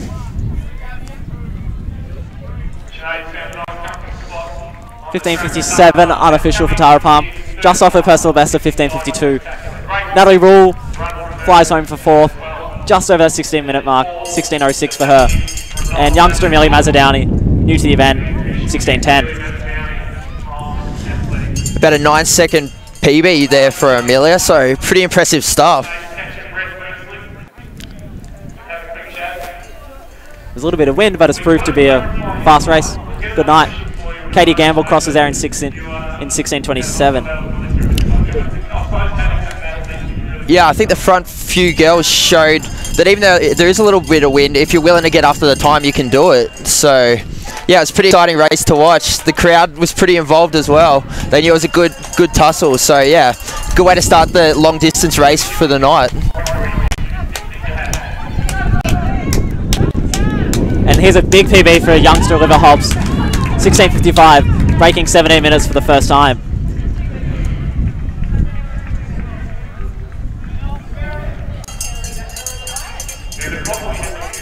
Beck Barry of Knox now collecting the bell.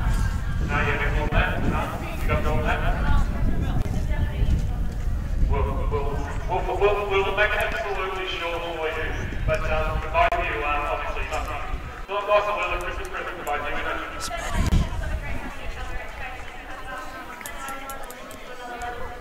you. Bridget Seeley chasing down Brianne Hook. Brianne makes the trip up from Ballarat every year to come and support the Steigen Spectacular. Charlotte Wilson just crosses the line, just under the 17:40 mark. Charlotte was the first athlete to feel the aggressive pace from the front. Good to see she was ambitious and went for it. Yeah, she got in that second pack. She was there for quite a while, so yeah, you can't deny she definitely got after the race. So yeah, it's credit to her. Well, ladies, it was a fantastic battle. I think the crowd really appreciates it coming out here at Landing Field. Thank you for the entertainment. Well done, and whatever 2019 holds, hopefully we're a couple of late nights watching you two ladies run around in the heat of Doha. Well done. That's fantastic. Thanks so much for having us. It's already been a really fun meet, and I'm looking forward to watching the rest of the races too. Absolutely, I agree with it all. Thank you. Sinead and Melissa Duncan, ladies and gentlemen, please put your hands together.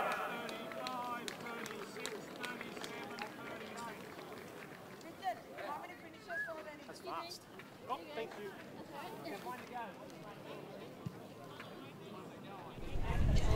In order.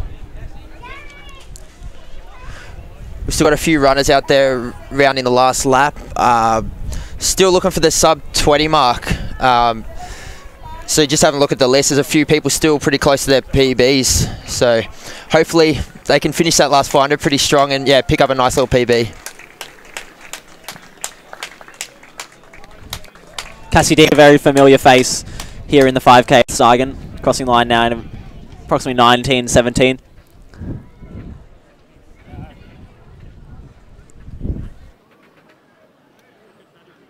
So, of course, the men's mile, ladies and gentlemen, not too far away, thanks to Geelong Connected Communities.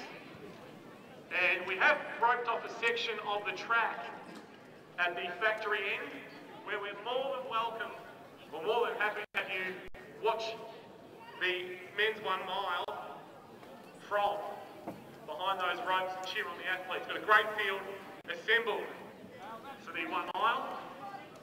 And I think we're not too far away from the super booth being concluded. There's some discussion between officials going on. Last time we checked in, Tom Henry with a roost of just short of 70 metres was our leader.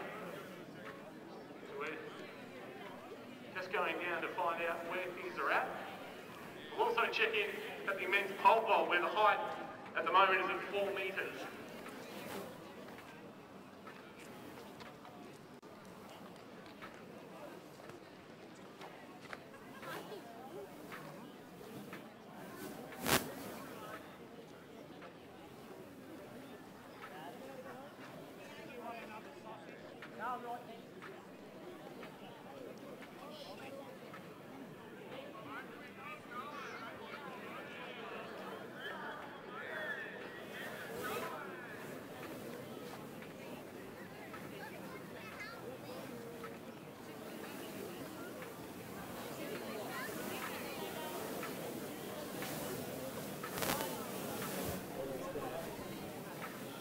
Always great to be joined with some great commentary team. Got a shout out from Glenn Turner, CEO of Athletics Victoria. So keep up the good work, fellas. We've got a bit of a long one coming up with the mile. We've got Peter Bowl coming up though. So what's our thoughts around the next race?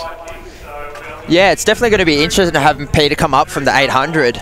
I think a lot of the middle distance guys are going to know they're going to have to make it quick because you don't want to go like that around the bell. So we'll wait and see what they do. But yeah, it's interesting to see what Peter can run. I know he's run a 3:42 1500, so I think there's no reason he can't break sub 4 tonight. I've heard rumours he's training well. I spoke to his training partner Joseph Deng before and he said he was in good shape. So I think he'll definitely be one to watch. So they're a little while off getting started, but why don't we introduce them? They're on the screen right now. Yeah, so we'll quickly go through the field. In lane 1, we've got Ben Buckingham from St Stephen's. Jordan McLennan in lane 2, the Queenslander. He's just been up at Falls Creek training for the last couple of weeks, so I assume he's in pretty good shape. We've got Ed Beischer in lane 3 from Old Scotch. We've got Geordie Williams from Old Melburnians, a Melbourne Track Club athlete. He's run 3:56 over the mile, 3:36 over 1500. So he's probably going in as favourite tonight, but we're going to have to wait and see. It's a pretty loaded field. We've got Jared Clifford in lane 5 from Diamond Valley. James Hansen in lane 6, the Tasmanian. We've got Peter Bowl, as mentioned before, in lane 7 from St Kevin's. We've got Matty Clark in lane 8 from Old Zavs, so he's just come off Falls Creek as well, so he's probably going to be in some pretty good shape.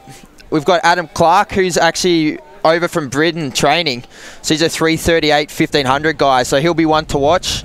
Riley Shaw in lane 10 from Melbourne Uni. We've got Tom Thorthorpe in lane 11 from Knox Athletics.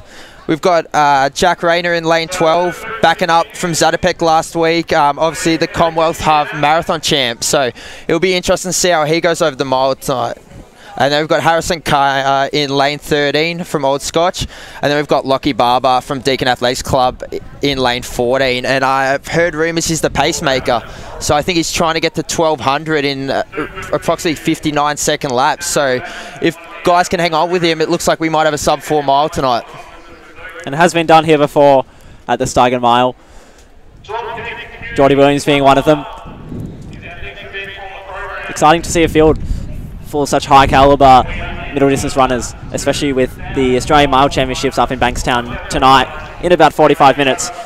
Split across the two races, we have most of Australia's best middle distance talent running a mile tonight. Great caliber. And we got a late entry here today in Pet Bowl, of course. I think second fastest 800 run by an Australian was a late entry into the field today. Seeing Peter Bowl run here at Landy Field.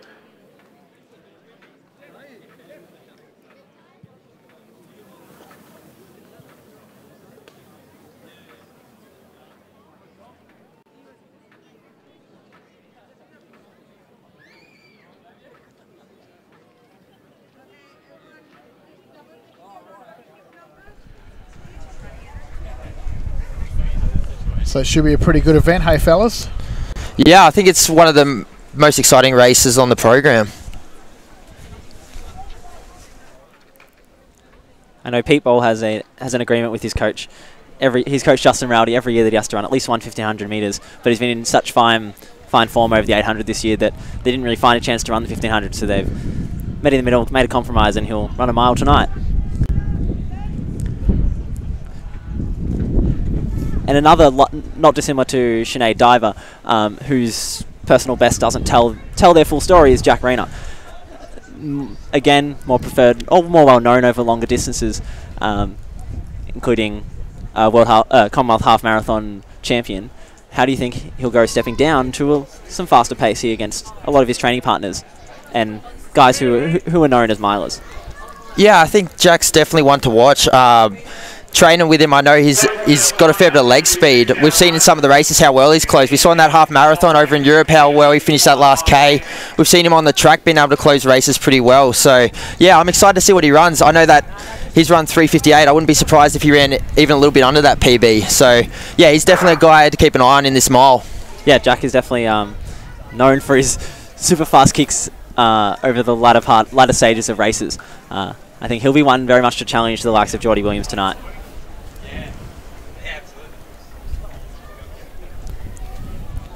And if you look around, looks to be a little bit more still, not as much wind going around, setting the stage for some divine races over the mile and to come, the Rodmuir 10,000 metres. Yeah, I think it's starting to, the sun's starting to die down a little bit, and I think, yeah, it's making conditions a lot better. I think you can tell from the women's 5K the wind has dropped, so hopefully it means we're going to have some fast times for these guys.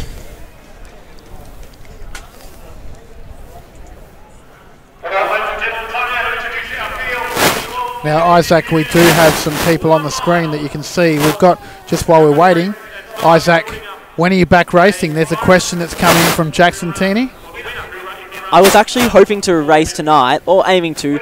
I've had a injury-prone year, I guess, but am back in shape, back healthy, and it was weighing up over the past 2 weeks whether to run tonight or not. Just had a little bit of a shin niggle. I'm heading up to Falls Creek on Wednesday to put in a nice 2 to 3 week block up there and then come down and hopefully get back on the track. I've definitely missed racing. Well, we've got Liam Fitzpatrick who's watching from China. So going universal, Stewie. Yeah, it's good to have some people from across the world watching, which is pretty exciting for a Geelong-based meet. Now you can see on your screens the athletes are just being introduced to a very rapturous crowd.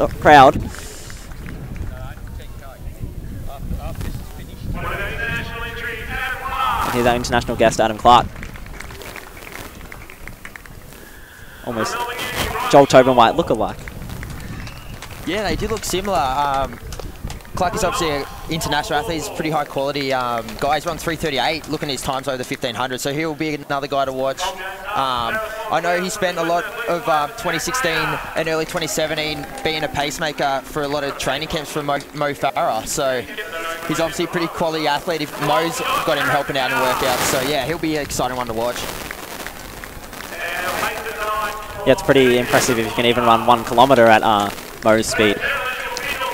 So what are you thinking? It's a lock that we go sub-4 tonight and gain that extra $1,000 bonus? Yeah, I think in this field it'd be unlikely we don't see sub-4. I think there's probably 5 or 6 guys that definitely can go under that 4, so we'll just Let's see.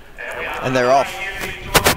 So look from the outside for Lockie Barber, who will jump to the front to take our pace and get us on that nice, honest, sub 4 minute pace.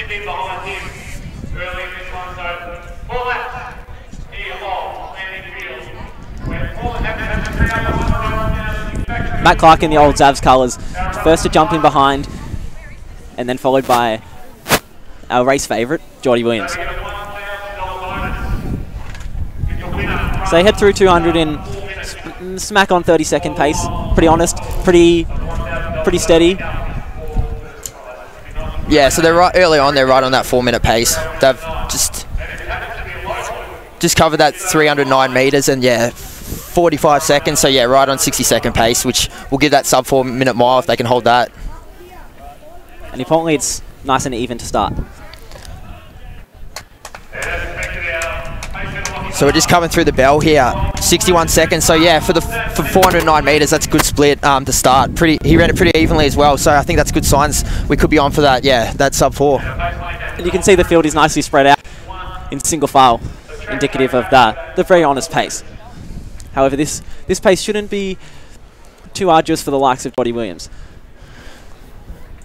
Yeah, we've got a few guys at the front looking like they're sitting pretty smooth. We've just got Clarkey on the pacemaker, Geordie Williams, Adam Clark just behind him, Tom Thorthorpe, Peter Bowl. They all look pretty comfy, but it's early on, so you're expecting the high-quality athletes like that to be feeling pretty easy going through that 600 metres.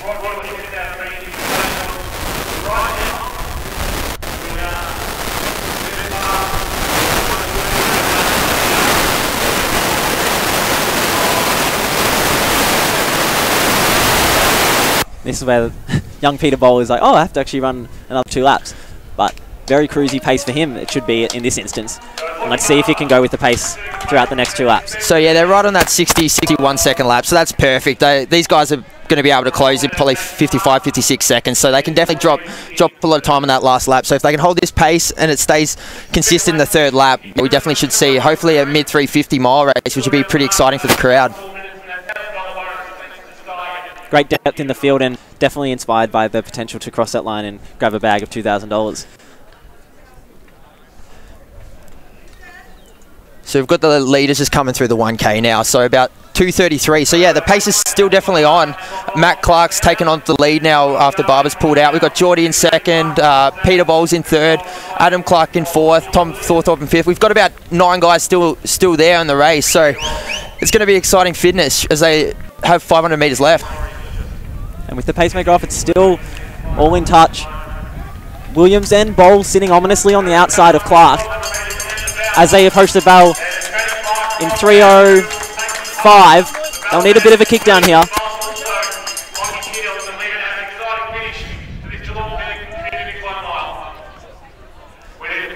We've still got about 9 guys in it with about 3:50 to go, so Peter Bowl looks good, Geordie looks good, Matt Clark's still leading, so Rayner's moving up through the outside now. He's making a more aggressive early kick, whereas Bowl and Williams seem to be biding their time. And here we go. Williams has to respond. Bowles trying to respond as well. Clarkey's dropping back now through to 5th, through to 6th. It looks to be about a race in 5. We've got Rayner, Williams, Bowl, and a little gap then to Clark and Hansen. Yeah, so they're just coming into the 100 here. We've got Geordie just coming over on Rayner's shoulder. It's still tight. Peter Bowles still there. He's looking dangerous. Geordie's coming. Rayner's going again. There's not going to be much in it. Peter Bowles coming. 3:58, 3:59. Williams will hold on. Geordie takes it. 4 flat, 96 unofficial. No sub 4 bonus, but what a race that was, Stu. That was an exciting race. There was probably in about 5 seconds, there was about 6 guys, so you can't ask for more than that. That last lap was pretty hectic with 9 guys still there at the bell. Yeah, it was a really good run by Geordie to hold on there. He took it on, followed Rayner coming around that bend, and yeah, he was able to hold him out down the straight, especially with a guy like Peter Bowl still there. It was always going to be dangerous, but yeah, no, it was definitely a good race to watch. Geordie's very patient and I guess respected his own ability to kick home, which he very much prides himself on. Even with the likes of Hill and his ominous speed on the outside, Geordie took his time, went around, worked himself around the outside in the final bend without having to run too wide, and then flew home. And we've seen that for the past 2 years here at the Steigen Spectacular.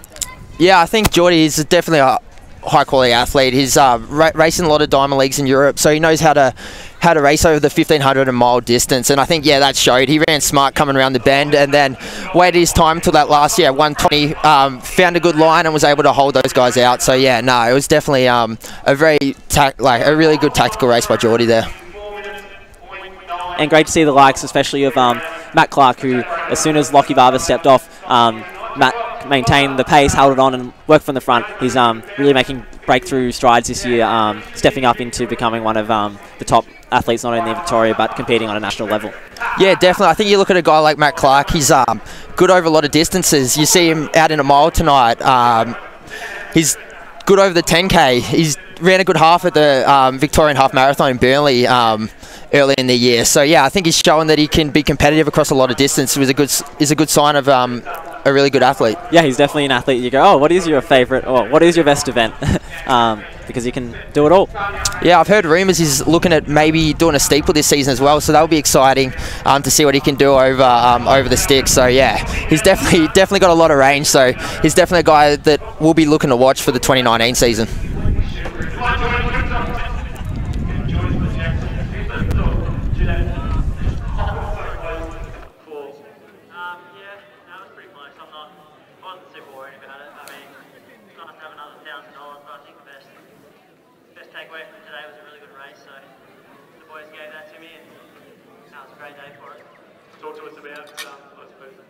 Jack made that kick and you had to respond.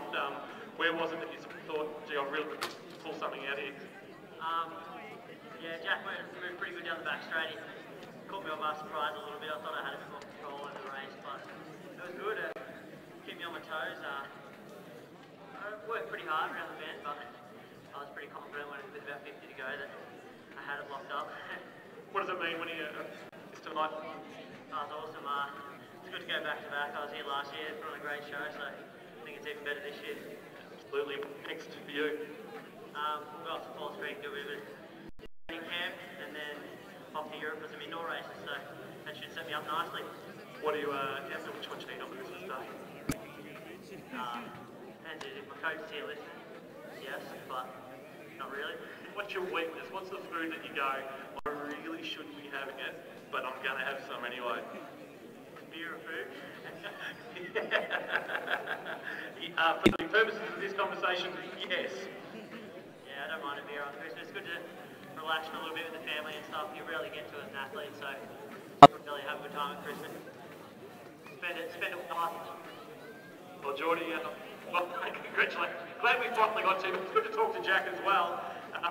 Good luck for 2019, whatever that holds, and we'll keep an eye on you with what you're doing in Europe. Well done. Thank you.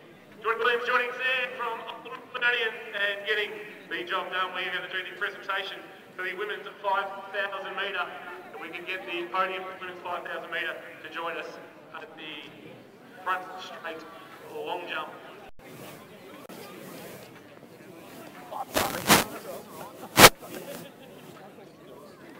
Just a reminder that I'll call Geordie over the line first. tonight's track program with the event is 10,000 metres.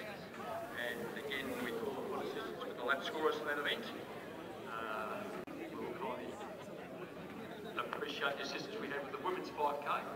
So we'd also ask people to help out with the men's 10,000 metres. We appreciate that. For the men's 10,000 metres lap scorers, starts in 12 minutes.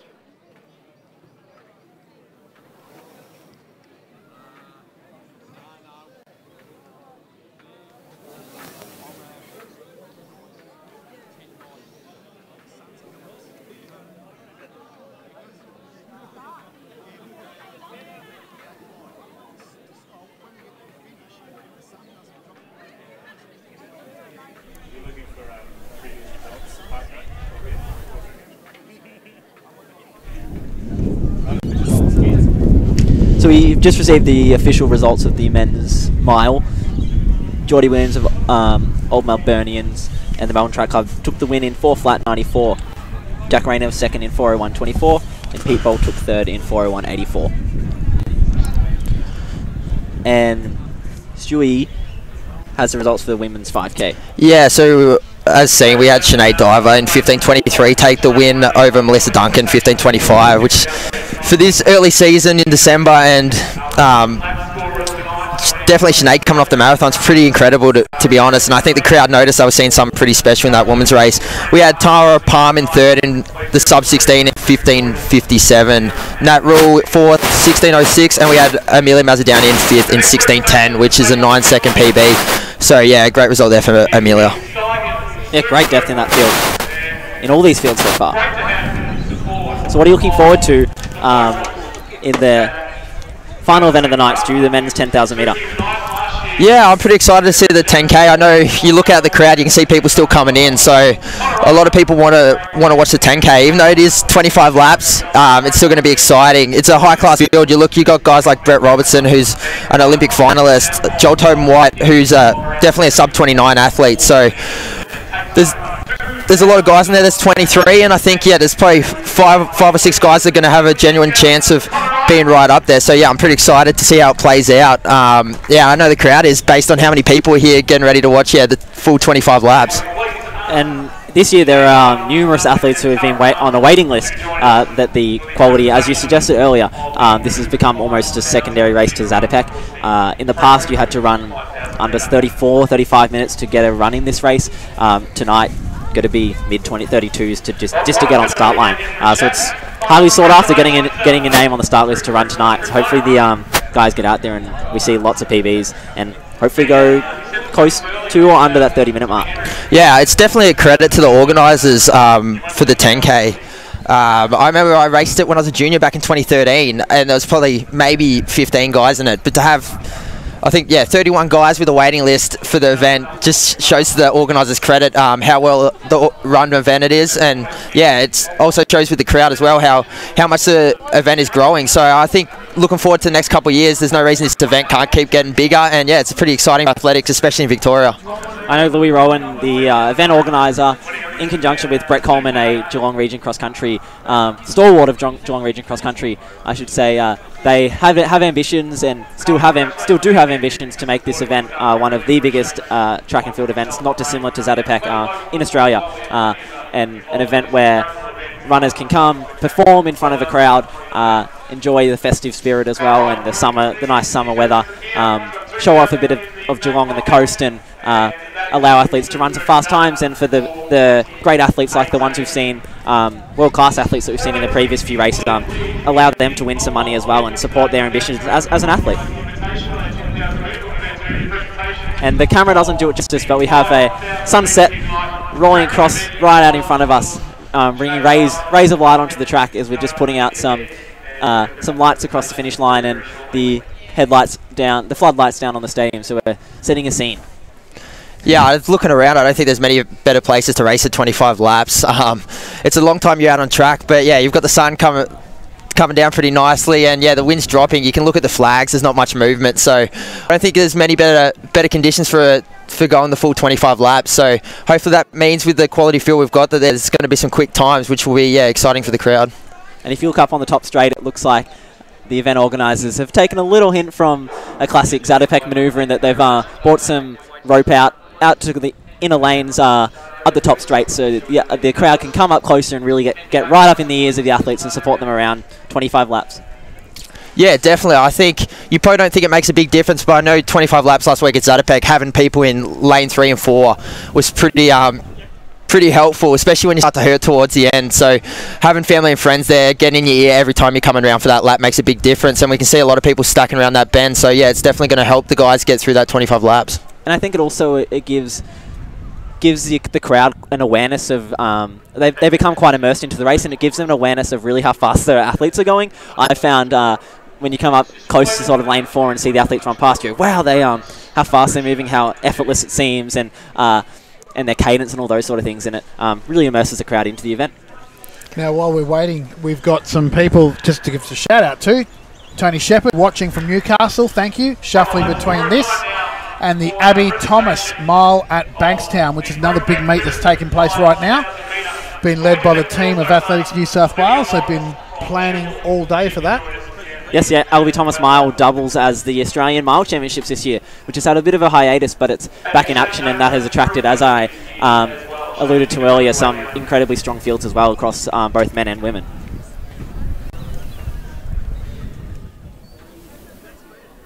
And a nice encouraging message coming in from Antonio that I think we can see here. Antonio saying, no need to apologise for the camera angles. You're already giving a great service. Thanks. Thanks, Antonio. We love those kinds of encouraging messages. Glad you're enjoying it, Antonio. It's always good to receive a little bit of support. So, yeah, thanks for that, Antonio.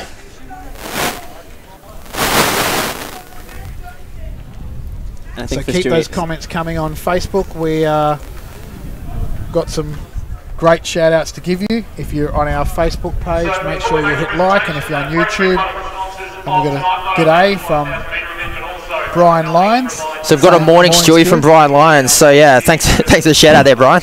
Typical Brian. Stewie and I normally feel a bit more comfortable on the track rather than in this tent, but hopefully we're doing all right. So keep those comments coming. Thanks to Justin for an encouraging message saying great coverage. We're doing our best.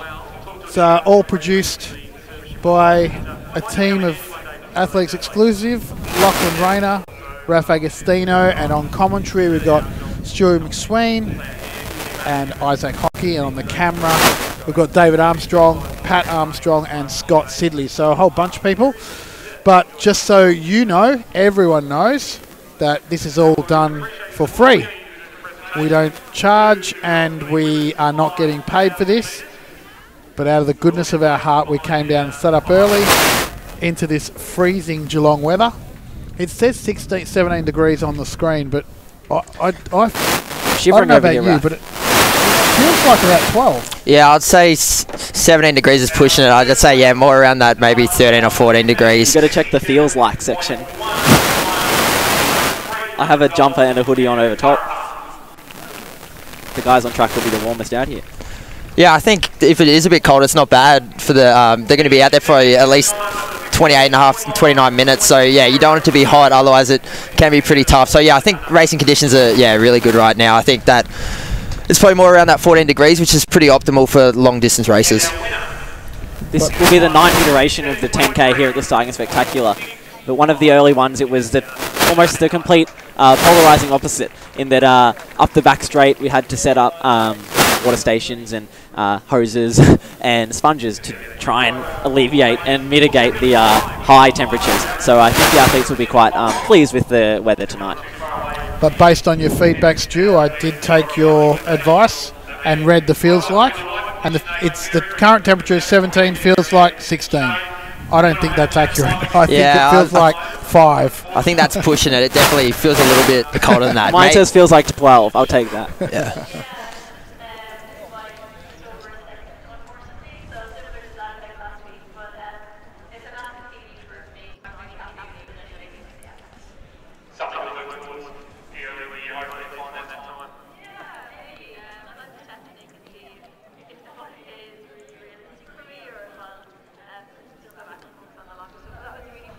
So just while the runners get ready, why don't we introduce the field, and you can see that they've popped up on the screen now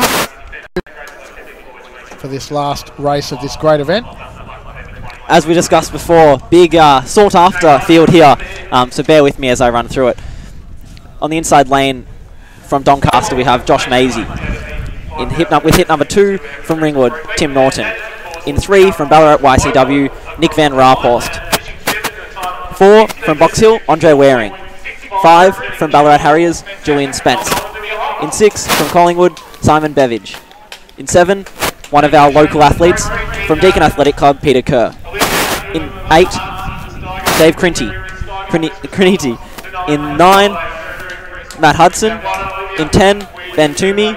In 11 from Doncaster, Joel Tobin White. In 12, arguably our favourite here, Old Melburnians, Brett Robinson. In 13 from Western Athletics, Callum Drake.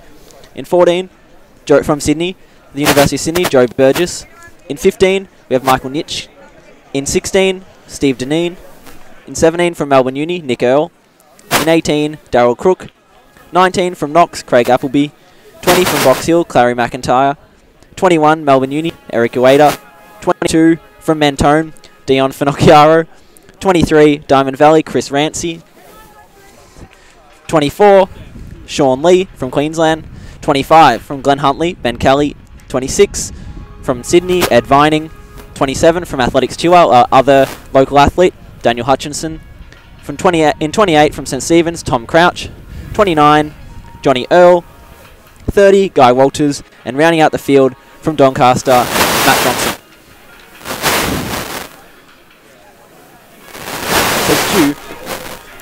We just saw Brett have an attempt at a marathon overseas. Did finish in a DNF, but prior to that he had a long stint up at Falls Creek in preparation for that marathon. What does this event, in the context of his season, in the context of marathons, how does this event, what is it for him? What's his goal here? Yeah, I think after his marathon in Japan, it'll just be getting back into racing again. Obviously, I was there when he was training up at Falls Creek and he was in some pretty unbelievable shape. So it's a shame it didn't eventuate the marathon, because I know that 208 mark was probably definitely there if everything went off right in the day. But as the marathon is pretty unpredictable, you just never quite know how it's going to unfold. But yeah, I think he'll be riding that residual fitness that he got from Falls. He's just started training again maybe a week or two ago, so he's going to be in good shape. He's always in good shape, so expect him to be one of the guys to push the pace early, and I don't see why not. We can't run pretty fast time here when you've got guys like, Joel Tomai in the field, Andre Waring, Julian Spence, and multiple others. So I think, there's 10 guys that might get on the pace straight away, and I think they'll make it exciting 25 laps to watch. I think arguably when Brett's in his best shape when he, as an Olympic finalist, he'd probably be a step above the class of this field. But as you said, there are so many great challenges and guys vying for some really quick times that he should have some company in the particularly in the early parts of the race, and let's see how far they can go with him and see if they can challenge him. Yeah, I think so. Just the depth of the field, it's not going to be easy. I think even for Brett in a kind of race like this, there's going to be a lot of other good guys, so he'll be ready to go. He'll know how to run well if he's going to try and run these guys off his feet. So if that's how he's going to run, he's going to have to work pretty hard from the early stages, but we're going to have to wait and see who takes the lead. I think Brett or Joel are probably most likely, but we'll just have to see how it plays out.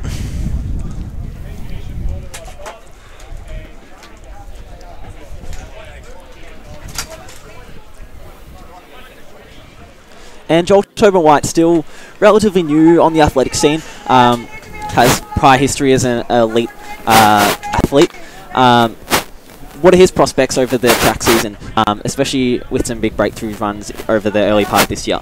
Yeah, so Joel was a really talented junior. He was a multiple medalist in the junior ranks before switching to focus more on triathlon. So yeah, he's only come back about maybe a bit under a year ago, so he's still trying to work out the little things of back becoming a professional runner, but he's shown a lot of ability. He's run sub 14 for 5k. He's got a huge engine. I'm lucky enough to train with him in the Melbourne Track Club, so I see the kind of talent he has. So I wouldn't be surprised tonight if he can go close to that 29 minutes, or if not under. And that'll be a big stepping stone to get a 10k track under his belt as he looks to try and build over that 5k, 10k for the 2019 domestic season. And then, I wouldn't be surprised in the future if he can run a good marathon, because he's got a huge aerobic base. So maybe that might be a focus for him in the next few years.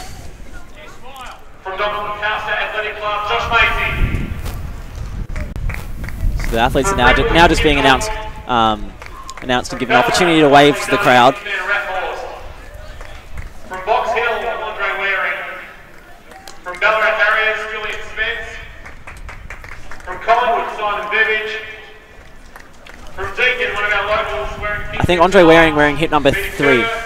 Andre Waring wearing hit number 4 is an interesting one to note as well, in that he has great caliber. You often find him in the Victorian Milers Club running very low 150s over 800 metres through to a 340 at 1500 metres, and now stepping up to run the 10k.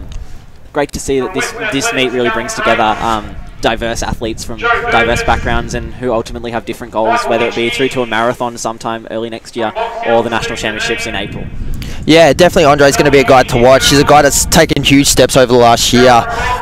He's a guy you always see right up there in a lot of the AV races, especially over cross country, so I wouldn't be surprised if he knocks out a pretty quick 10k here, because we've seen him run fast 15s this season. We've seen him run pretty fast over the 5k, so there's no reason with that cross country background that he can't go pretty fast over the 10k as well.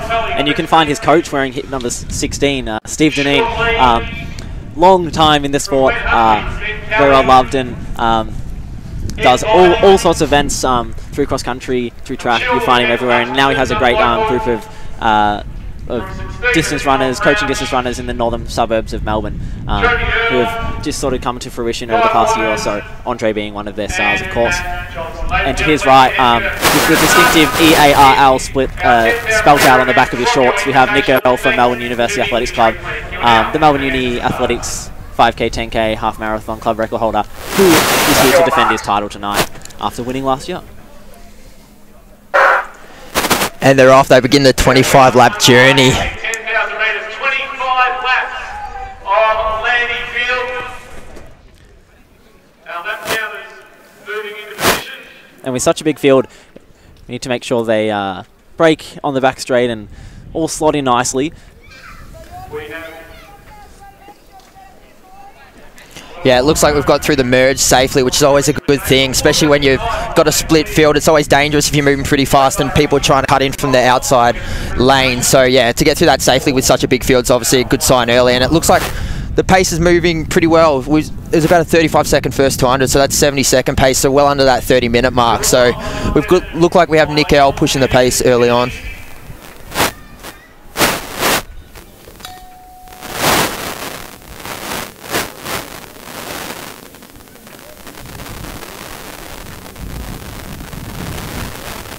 We have last year's winner, Nick Earl, running straight from the front, always tough and has a lot of grit, and will make sure the pace is honest. Last year, Steigen offered a $100 prize for the leader at, after every third lap, and Nick just went from the front, took the race on, and dropped the rest of the field, and I guess made the race a bit more lackluster in $100 prize, in that he took every third lap and then took the race and claimed all the money. But Nick's out here to defend tonight.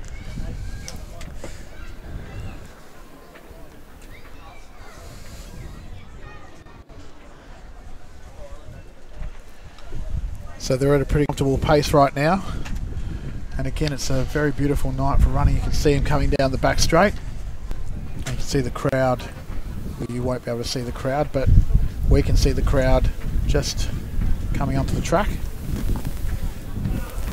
So in the 2017th iteration of this event last year, Nick was the only sole athlete to break 30 minutes in running 29.57, and Julian Spence, who is sitting neatly in that front pack in about 6th position, ran 30.11. So this year he'll be out to redeem himself and go under that 30-minute mark. And I think we have the depth in the field that we've discussed about to keep the pace on and bring quite a few people under that mark. Yeah, I wouldn't be surprised if we have up to maybe 8 guys go under that 30-minute mark. So it just shows the calibre of the field, which is going to make it a pretty exciting race for the crowd to watch as well. And interestingly, you can see our much discussed athlete Brett Robinson just happy to just sit off the back of the front group, get himself some own space, and I guess take his time, in that he's got another 23 laps here to work through with the group. Yeah, I think Brett's a pretty experienced runner. He knows that races aren't really won in the opening few laps of a 10k, so he's just sitting at towards the back of the pack. He looks comfy, so yeah, no worrying sides for him at the moment as they just tick in about 2:59, so the 29.50 pace. So yeah, the pace is on early, so Nick Earl is doing a great job from the front. So that's a front group of 9 who all would have run through about on that 30-minute bang-on pace.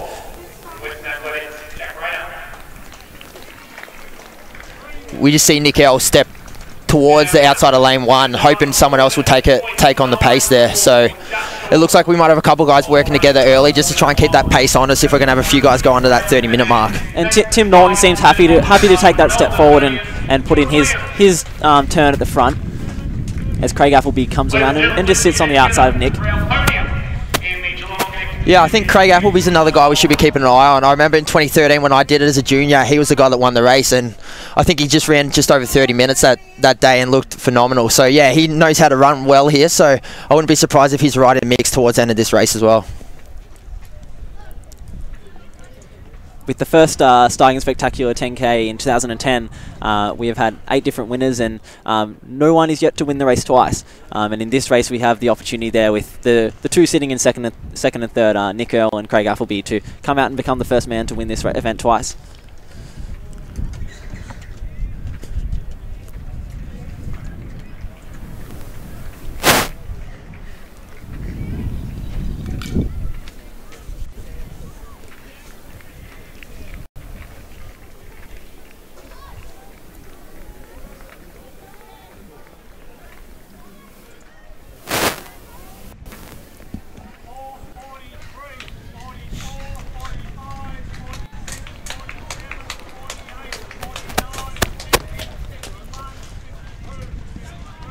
And the lines between the front pack and the second pack are not so distinct now.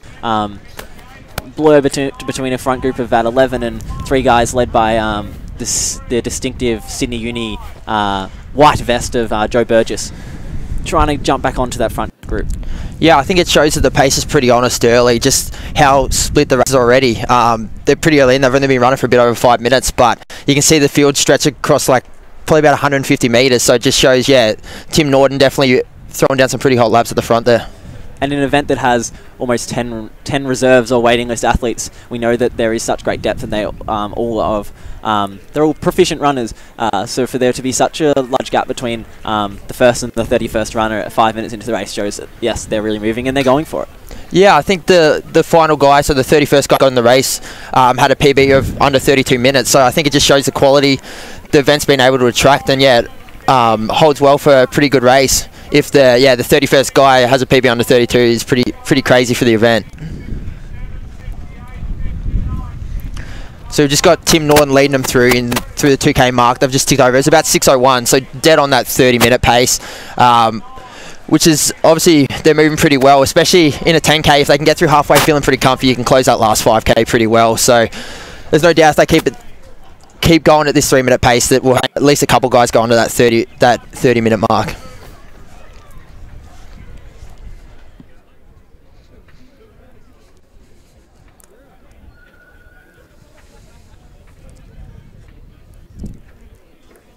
And the meet record here, set in 2016 by Jordan Guzman, is 29:06, in which he actually performed that 10K barely 30 minutes after winning the men's mile, in what was an extremely close battle with Geordie Williams, our mile winner tonight, of which they ran 4 flat and just over, just to miss that $1,000 bonus.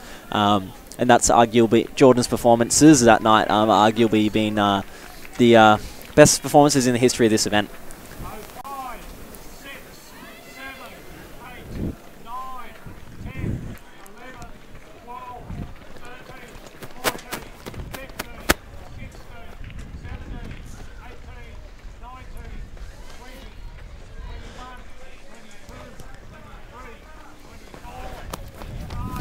Yeah, so just looking at the leaders, we've got 9 guys in that front pack. They're all looking pretty comfy at this point. It's probably, you don't really want to be hurting 7 minutes into a 10K, otherwise it could be a long day, but they all are running smooth.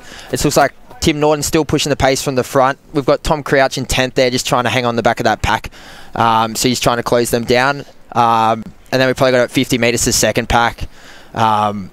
We've got Joe Burgess leading that pack, and then we've got a third pack forming now with Pete Kerr with the backwards cap pushing the pace. And Tom Crouch wearing the distinctive St Stephen's Harriers Guernsey, which are a club that have taken a meteoric rise in middle distance running, and especially cross country over the past few years, led by yourself as well, Stewie. Good to see them also represented over 10K today. Yeah, definitely. I think it's definitely a club with a pretty proud history. It's definitely grown a lot over the last year or two. Yeah, and they're probably one of the stronger clubs in the Victorian comp now. So yeah, it's pretty exciting times for the SSH boys. And looking behind Crouch, going through the finish line now, within number 7, we have our first pink bib runner there, Peter Kerr, meaning he's a local Geelong athlete. he is also not dissimilar to Joel Tobin White. Used to be a professional triathlete, travelling the world, and has now settled down in Geelong and is finding his way in running and loving competing for Geelong Region Cross Country in the cross country season and jumping on the track when he can. At the moment, he's in the battle here with Daniel Hutchinson to take home that extra $200 to be the first local athlete home, and also have a little bit of bragging rights on the long run tomorrow morning. So we just had the leaders pass through the 3K there. About 9:03 for Tim there, and probably about 9:05 for Andre on the back of the 9-man pack there. So yeah, they're running on that right on that 30-minute pace. So yeah, they all look pretty comfy, which is good. Andre is the guy at the back of the pack, and he looks like he's running pretty smoothly. So it looks like we could have a lot of guys hanging on for the majority of this race, which is a good sign. We've got Brett sitting in about 7th. Just quickly had a look at the clock, and yeah, he looks comfy as well. So he looks ready to play a big role over this second half of the 10K. Just biding your time and being patient.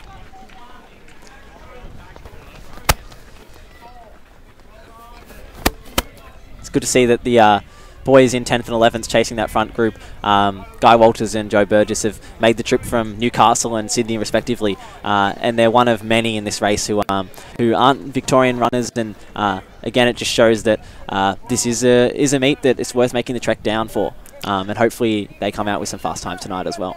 Yeah, definitely. I was up with Guy at Falls Creek over November, and he was training really well. I was speaking to him about the event, and he was pretty confident if everything went well he could break that sub 30. So he looks like he's just running his own race at the moment, biting laps. He's probably just around that 30 mark at the moment, but he's a good track runner. I think he's run 3:45 for 1500. So if he's feeling good over that last 5K, there's no doubt he can drop his time down a lot and yeah, try and get, if not under, pretty close to that 30 flat mark.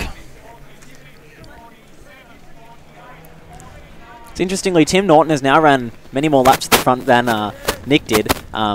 Yet he's happy to go on, not stepping wide. And the remaining 7 athletes in that group are also happy to hang back. Yeah, I think they're he's hitting that 72-second lap, which is that 30-minute mark. So I think, guys, as long as it's on that pace, they're pretty happy just to follow. Why he's doing a good job at the front there, pushing it. There's not really much jostling for positions or anything. It's still early in the race, but yeah, all the 9 guys look pretty good from our angle here.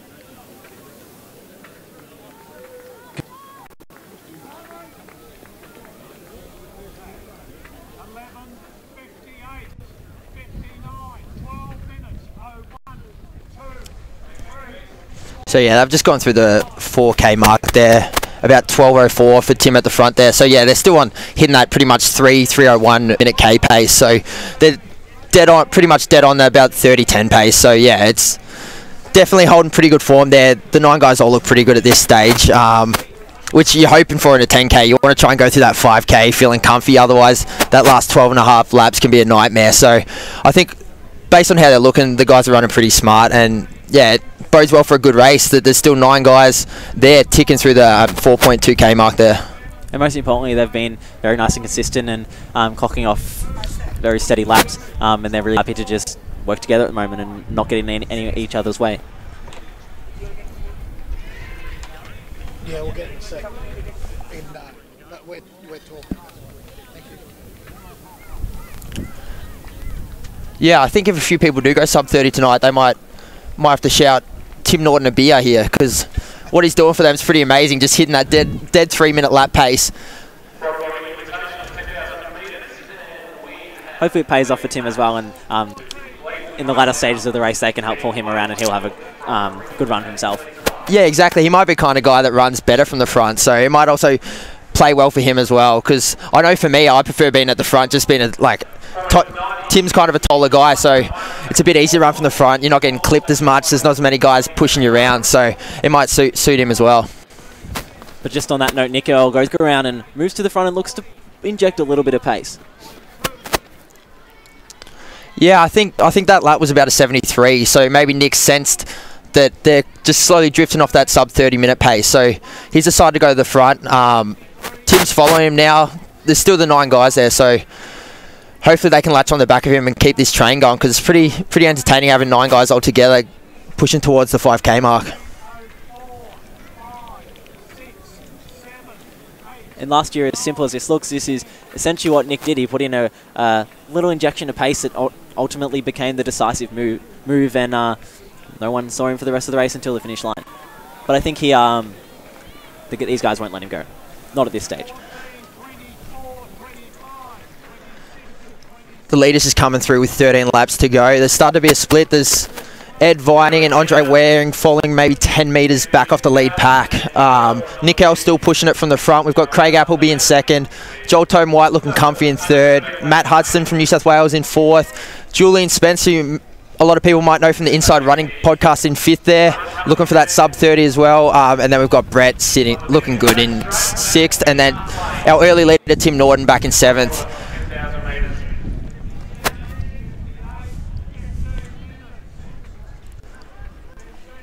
Tim's got a little bit of respite now from the lead, and hopefully he just gets tagged along for a little bit now. So we'll just grab the split there for the leaders. They went through in 5K in about 15:07, so 30:14 pace. So yeah, it's quick enough. The guys are good. If they're feeling good, we'll be able to definitely negative split the second half. So yeah, I wouldn't be surprised if hopefully we see a few of these guys, especially the top 7, have a good shot at going that sub 30. It makes sense that meteorologist Nick Earl is keeping in his mind the time and realising, okay, if we want to keep this honest, I just need to give us a little bit more of a kick on. And that's exactly what he's done. And I think the likes of Julian Spence and Brett Robinson, who have just been hanging back 10 metres off the lead for the entirety of the race, will thoroughly enjoy that someone else has made sure they've kept honest so they can make their moves a bit late in the latter stages of the race. Yeah, exactly. I think a lot of guys are trying to conserve as much energy as they can. They've still got, just under 5Ks left, so it's still a long way to run. But yeah, it looks like a lot of guys are just trying to sit comfy and wait till the point at the end of the race, where obviously the race is won over that last probably 2 or 3K.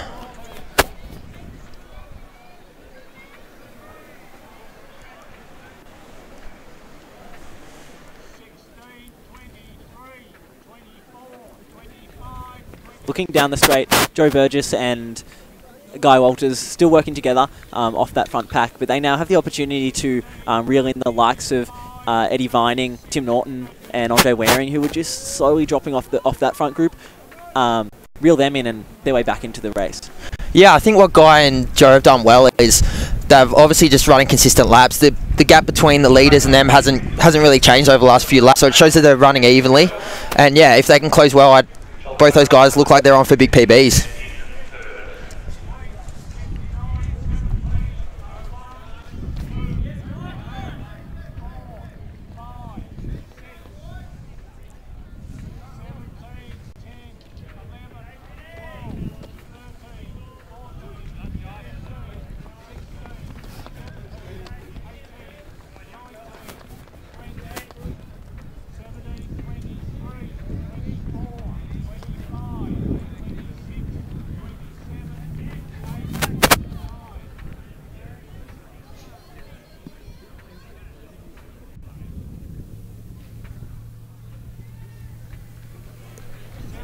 So we've got a change at the front now. We've got the 2013 Steigen champion, Craig Appleby, has taken his turn at the lead. That was a quicker lap. I think that was about a 71 as they come towards the 6K mark. So we'll grab their split at 6K with 4K to go. We've still got the group of 6. We've got Craig leading with Nick L sitting in second. We've got Joel looking very comfy in third. Brett looking comfy as well in fourth. Matt Hudson in fifth. And then we've got Julian Spence in sixth. So I've just crossed there in 18:05. So that was a bit quicker K. I think that was about a 2:57. So it looks like they're trying to drop it down a little bit, which is good signs for that sub 30.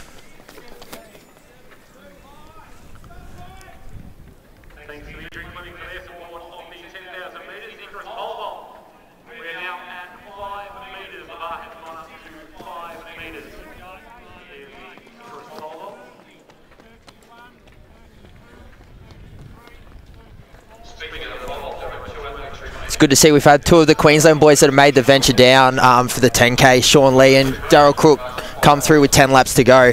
So I was with Sean Lee at Falls Creek as well, and he said he was hoping to go under that 31-minute mark. So based on what he split then, I think he went through in about 18:30. There's no reason if he can close that last 10 laps well that he can't go under that 31.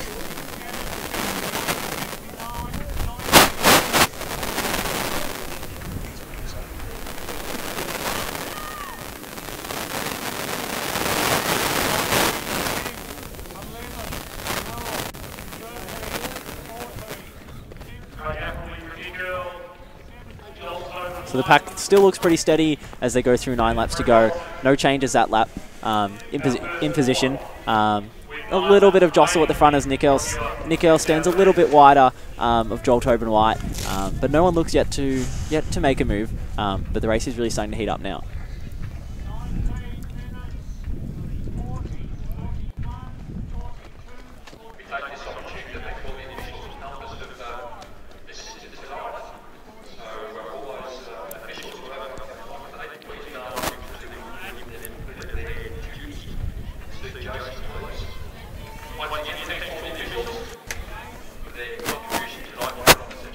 Steigen Spectacular.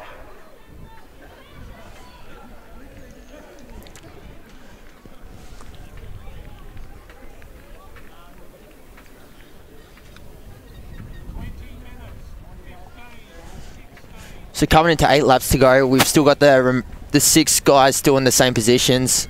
We've got Andre Waring's actually closed the gap, and now he's on the back of that lead pack as well. So we've got 7 guys still right in the race. So with 8 laps to go, yeah, it looks like we're going to have a pretty exciting finish. Very big move by Andre in his ability to get back on whilst the chance is still there before the guys really start to roll it down.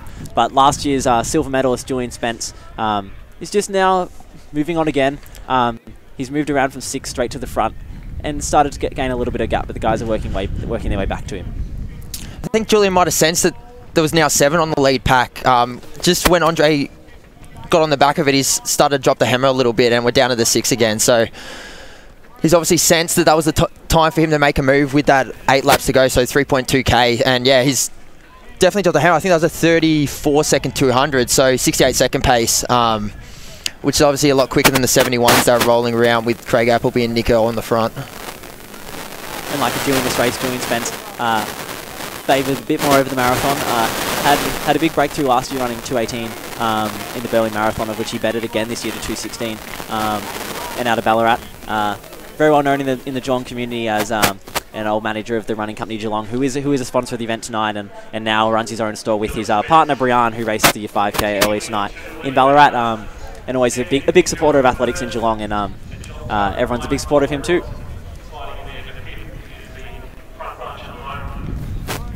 Craig Appleby seems to be the one now to feel the tension of that insertion of pace again. Brett's still happy to make sure he just sits as the last person in that group. Yeah, so we're down to the group of 5. Craig's probably just 10 minutes off the back of the 5th position there. The gap's not opening quickly, so he's a chance to get back on there. So hopefully he can close that gap, and we'll have 6 guys still right in the pointy end of the race. Yeah, we've got Joel and Brett sitting in 4th and 5th. They both look very comfy, both are experienced racers. They know it doesn't matter until the last lap. That's when the race is won, so I guess they're just happy sitting in. But yeah, Julian's doing some damage off the front here. As we've seen, there's only 5 guys left. It looks like a few guys are starting to stretch.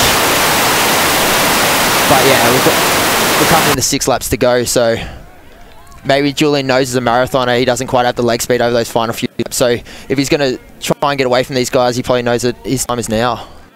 And as you can see, Julian's passing the athletes around some of the athletes. And Julian is actually going past his an athlete that he coaches, Daniel Hutchison, who is currently leading the race inside the race, the Geelong local race. I guess might be inspired seeing his own coach running past him. Yeah, I think for the local athletes, the crazy thing is sitting at the side of the track, you realise how much support there is for those guys. I know every lap you can hear multiple people yelling out their names. So yeah, it's good to see the Geelong community getting around their local athletes.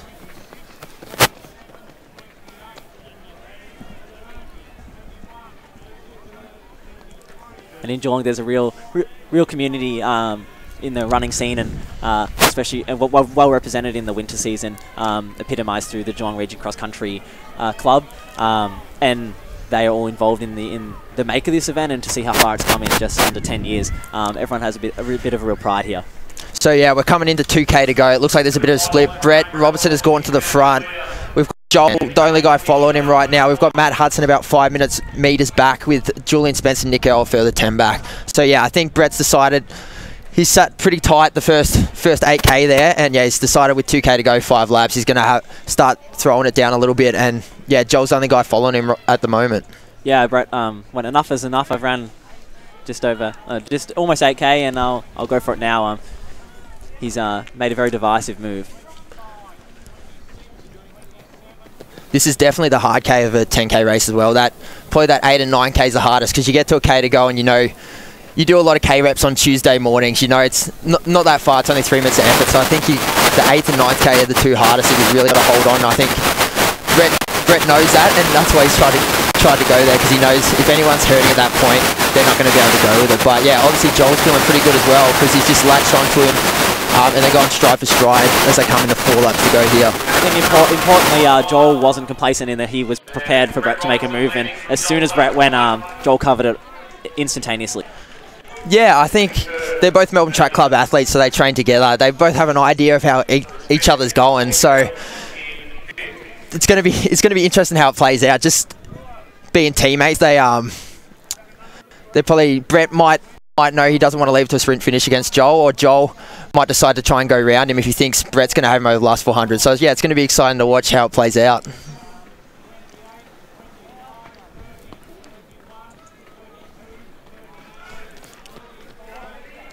Have we seen much recent racing history of Joel to indicate what sort of form he's in? Or this is very much the beginning of his domestic season? Yeah, so he ran a really good half marathon at the start of the year. I think he ran just over 65 minutes, but then he's had a few little niggly injuries across the winter. But yeah, I've been training with him up at Falls Creek over the last month, and he's in good shape. But they're really rolling here. Brett's working hard to make the gap, and it's increasing gradually, but Joel's still there with 3 laps to go. We've got Matty Hudson coming through there for 3 laps to go in 3rd place. And then we have our medalists from last year, Nick Earl and Julian Spence, working together, and they get through to the finish line now. But in less than a kilometre, Brett Robinson and Tobin White have put in almost a 100-metre gap over Earl and Spence. So Brett's just coming through in the 9K, so he'll cross in about 26:39. So it's safe to say that both these runners are definitely going to sub 30 here, but it's going to be interesting how it plays out. Brett's slowly extending his lead over Joel. It's probably about 15 metres now. With 2 laps to go, Joel's going to have to pick it up if he wants to try and get on the back of Brett there, but they're definitely both in the race. 15 metres at this point, the race is definitely closable, so if Joel can find another gear, it's going to be a good finish. Brady's looking super comfy, and then frequently checking over his shoulder to just see where Joel is.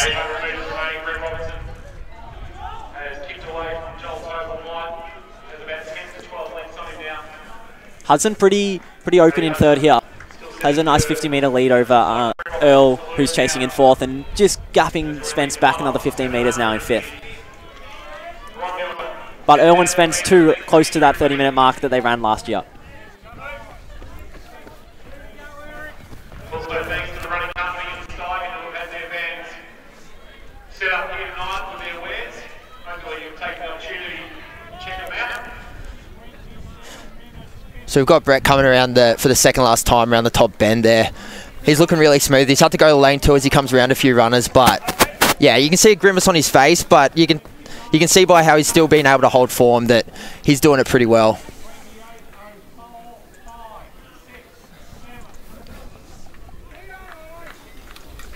And here we'll hear the bell. Hits the bell in 28:15, and Tobin White follows 3 seconds behind. So yeah, that was a 66-second lap for Brett, which is obviously pretty quick pace. So it's not surprising that the field's been opened up so much when I think he ran a 67 into a 66 over the last 800. So yeah, it's pretty fast pace. And Hudson hits the bell in 28:30, so also looking like he will fly under that 30-minute mark. Yeah, definitely. We've got Nick Earl in 4th coming to get the bell there, so it looks like he could be another guy sub 30 with Julian Spence not far behind, about to cross in 28.47. Spence will need to close in 72 to run 30 minutes, so we'll be looking for him across the finish line, but we go back to the top to see Brett.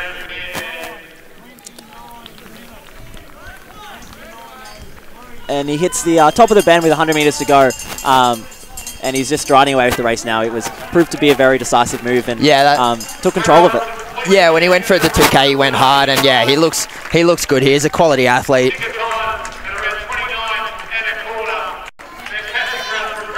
Very valiant effort by Joel Tobin White, the only athlete to go with Brett's move and will cross the line in 2nd. Yeah, so about 29.25 for Joel. So that's, a 13-second PB, which is obviously rewarded for going with the pace. And Hudson crosses in 3rd in 29.36 unofficial. So we've had 3 guys under 30. Nick Earls coming down in 4th. Grimacing with his head back, but he'll also go under 30 minutes in 29.48. So yeah, that's an improvement for Nick Earl from Zatopek last year. It's obviously pretty good effort backing up. Not much over a week since he raced 10K at Lakeside. And Spence emphatically goes under 30 minutes as well in 29.55. A big breakthrough over 10K for him there. And getting a lot of love there from the timekeepers. Yeah, so 5 guys under sub 30. So yeah, pretty incredible depth in the race. Joe Burgess crosses, and then Craig Appleby.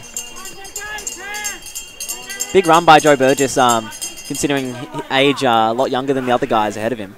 Yeah, I think just looking at results, I think that was about a 14-second PB for Joe. So he ran a lot of it with Guy and was solo towards the end of it. So to knock off a 14-second PB there is pretty creditable for old Joe.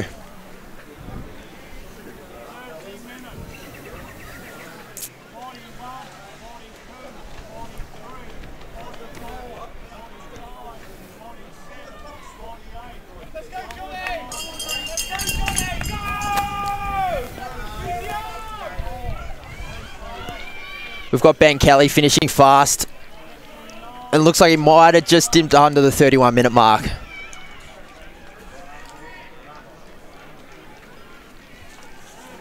Ben's PB was 31.05, so whether he ran 31 or not, he also got a PB there. We're ticking off plenty of PBs here in this race.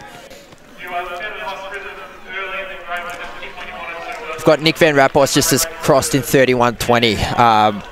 Which is just off his PB of 31 minutes, but he ran a lot solo over that second half, so yeah, that's a really good result there for Nick. Nick is a huge supporter of this race, finishing it almost every year that it has been ran. Yeah, I think he has been in every year. I remember when I raced in 2013, he was in that race, and I don't think I've seen a year where he hasn't raced, so he obviously enjoys it down here. I think he ran his 31-minute PB here, so he obviously loves racing on Landy Field. Keeps on coming back, yep.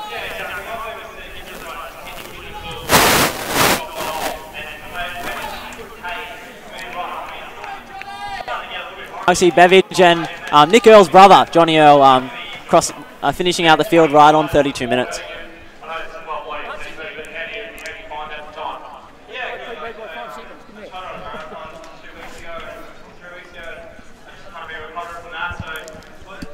So yeah, to have the entire field go under 32 minutes is pretty crazy depth, and just shows how good the race actually was to have.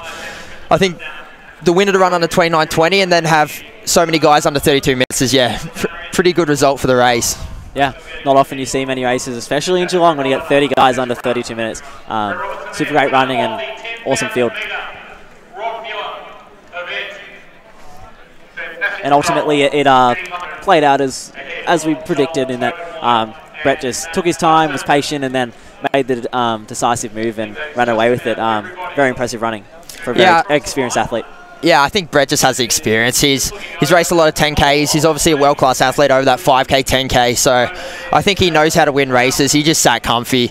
And you could tell with 2K to go, he knew it was his time to go. And he was running probably 66, 67 laps for that last 5 laps, which is pretty fast moving. And yeah, not surprising that there was only Joel able to hang on with him for maybe another 2 laps. And then, yeah, he was able to run away with it. But yeah, that top 3 there, all going under that 29.40, especially off, I think they split in 15 minutes and 5 seconds, so they've all really negative splitted that. So, yeah, it was a pretty crazy last 12 and a half laps. Yeah, it was good to see each athlete within that group taking their chance at the front to inject a little bit of pace, which made sure it continually rolled on, and then ultimately negative split and bring 5 of them under 30 minutes. In the context of Brett, what do you think this will set him up for the going into the new year? Yeah, I think it just shows that he's still in good shape. Obviously, after a marathon, you just never know how your body's going to respond. But based on tonight, he looked smooth. He looked really good. So I think it's good signs for him as he builds up towards his next couple of races. I know he's targeting well cross country, so that'll be a big focus for him. And then whether he decides for the European track season or he tries another marathon, I think it shows that he's back running well, and he'll take confidence from that. And I think, yeah, I wouldn't be surprised if we see him run some quick times over the next couple of months. Yeah, especially over the penultimate kilometre. It didn't look like he was running on tired marathon legs. Very fresh, Brett.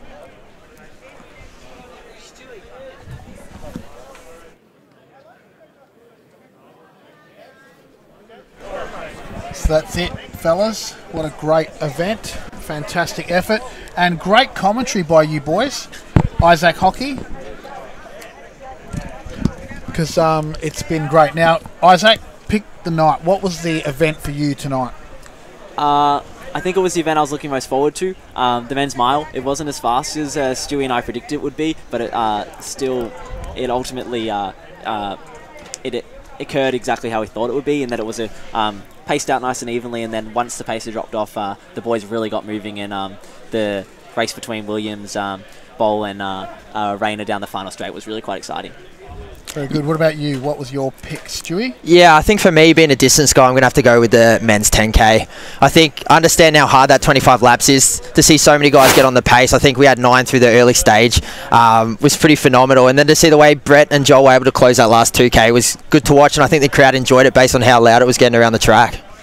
Thanks, everyone, for joining us on Facebook and YouTube. We got one comment that we did miss, Stewie. It's for you, and it's from Glenn Turner, the CEO of Athletics Victoria, who said, one for Stuart, while you're a Tassie boy, would you ever run for Victoria? Now, be careful because you're live and we're going to hold you to it. The Mayor of King Island. Yeah, I don't think so. I'm going to have to stay with my heritage. So, yeah, unless King Island moves to part of Victoria, which it was looking like might happen a couple of years ago. But, yeah, I think I'll definitely stay with Tassie. Yeah, I'm going to have to say, yeah, I don't think it's ever going to happen there, Glenn. Sorry, Glenn. Well, I think that won't be the last time we try, because we certainly love you, and you did a great, certainly performed amazingly at Zatopek. Great work, fellas. We loved having you on board. This is the first time, I think, for you. Is that right, Stu? Yeah, first time on the commentary team. So, yeah, I enjoyed it. I was only on for the last 3 races, but, yeah, they were all good races. So, yeah, it was fun. It was fun having Isaac there as well. So, yeah, a good night at athletics was had. Good to work together. Now we'll probably give you a tap on the shoulder for you, for sure, Isaac. You were in last time, and we got comments. Get Isaac Hockey back on. So, last year I was here watching. I got thrown in for the 10K. Correct, that's with right. Hall. We had Lyndon Hall here and you year. here as well. Fantastic, but I'm sure you're going to get a tap on the shoulder too, Stewie. Anyway, thanks for watching, everyone. We're so glad you could be part of this fantastic night. Although the weather said it was 16, it definitely feels like 8. So we're going to pack down and pack up. We've got about a 3-hour pack up to do. And again, thanks for watching, and we will see you at our next live stream event. Until then, it's over and out from us.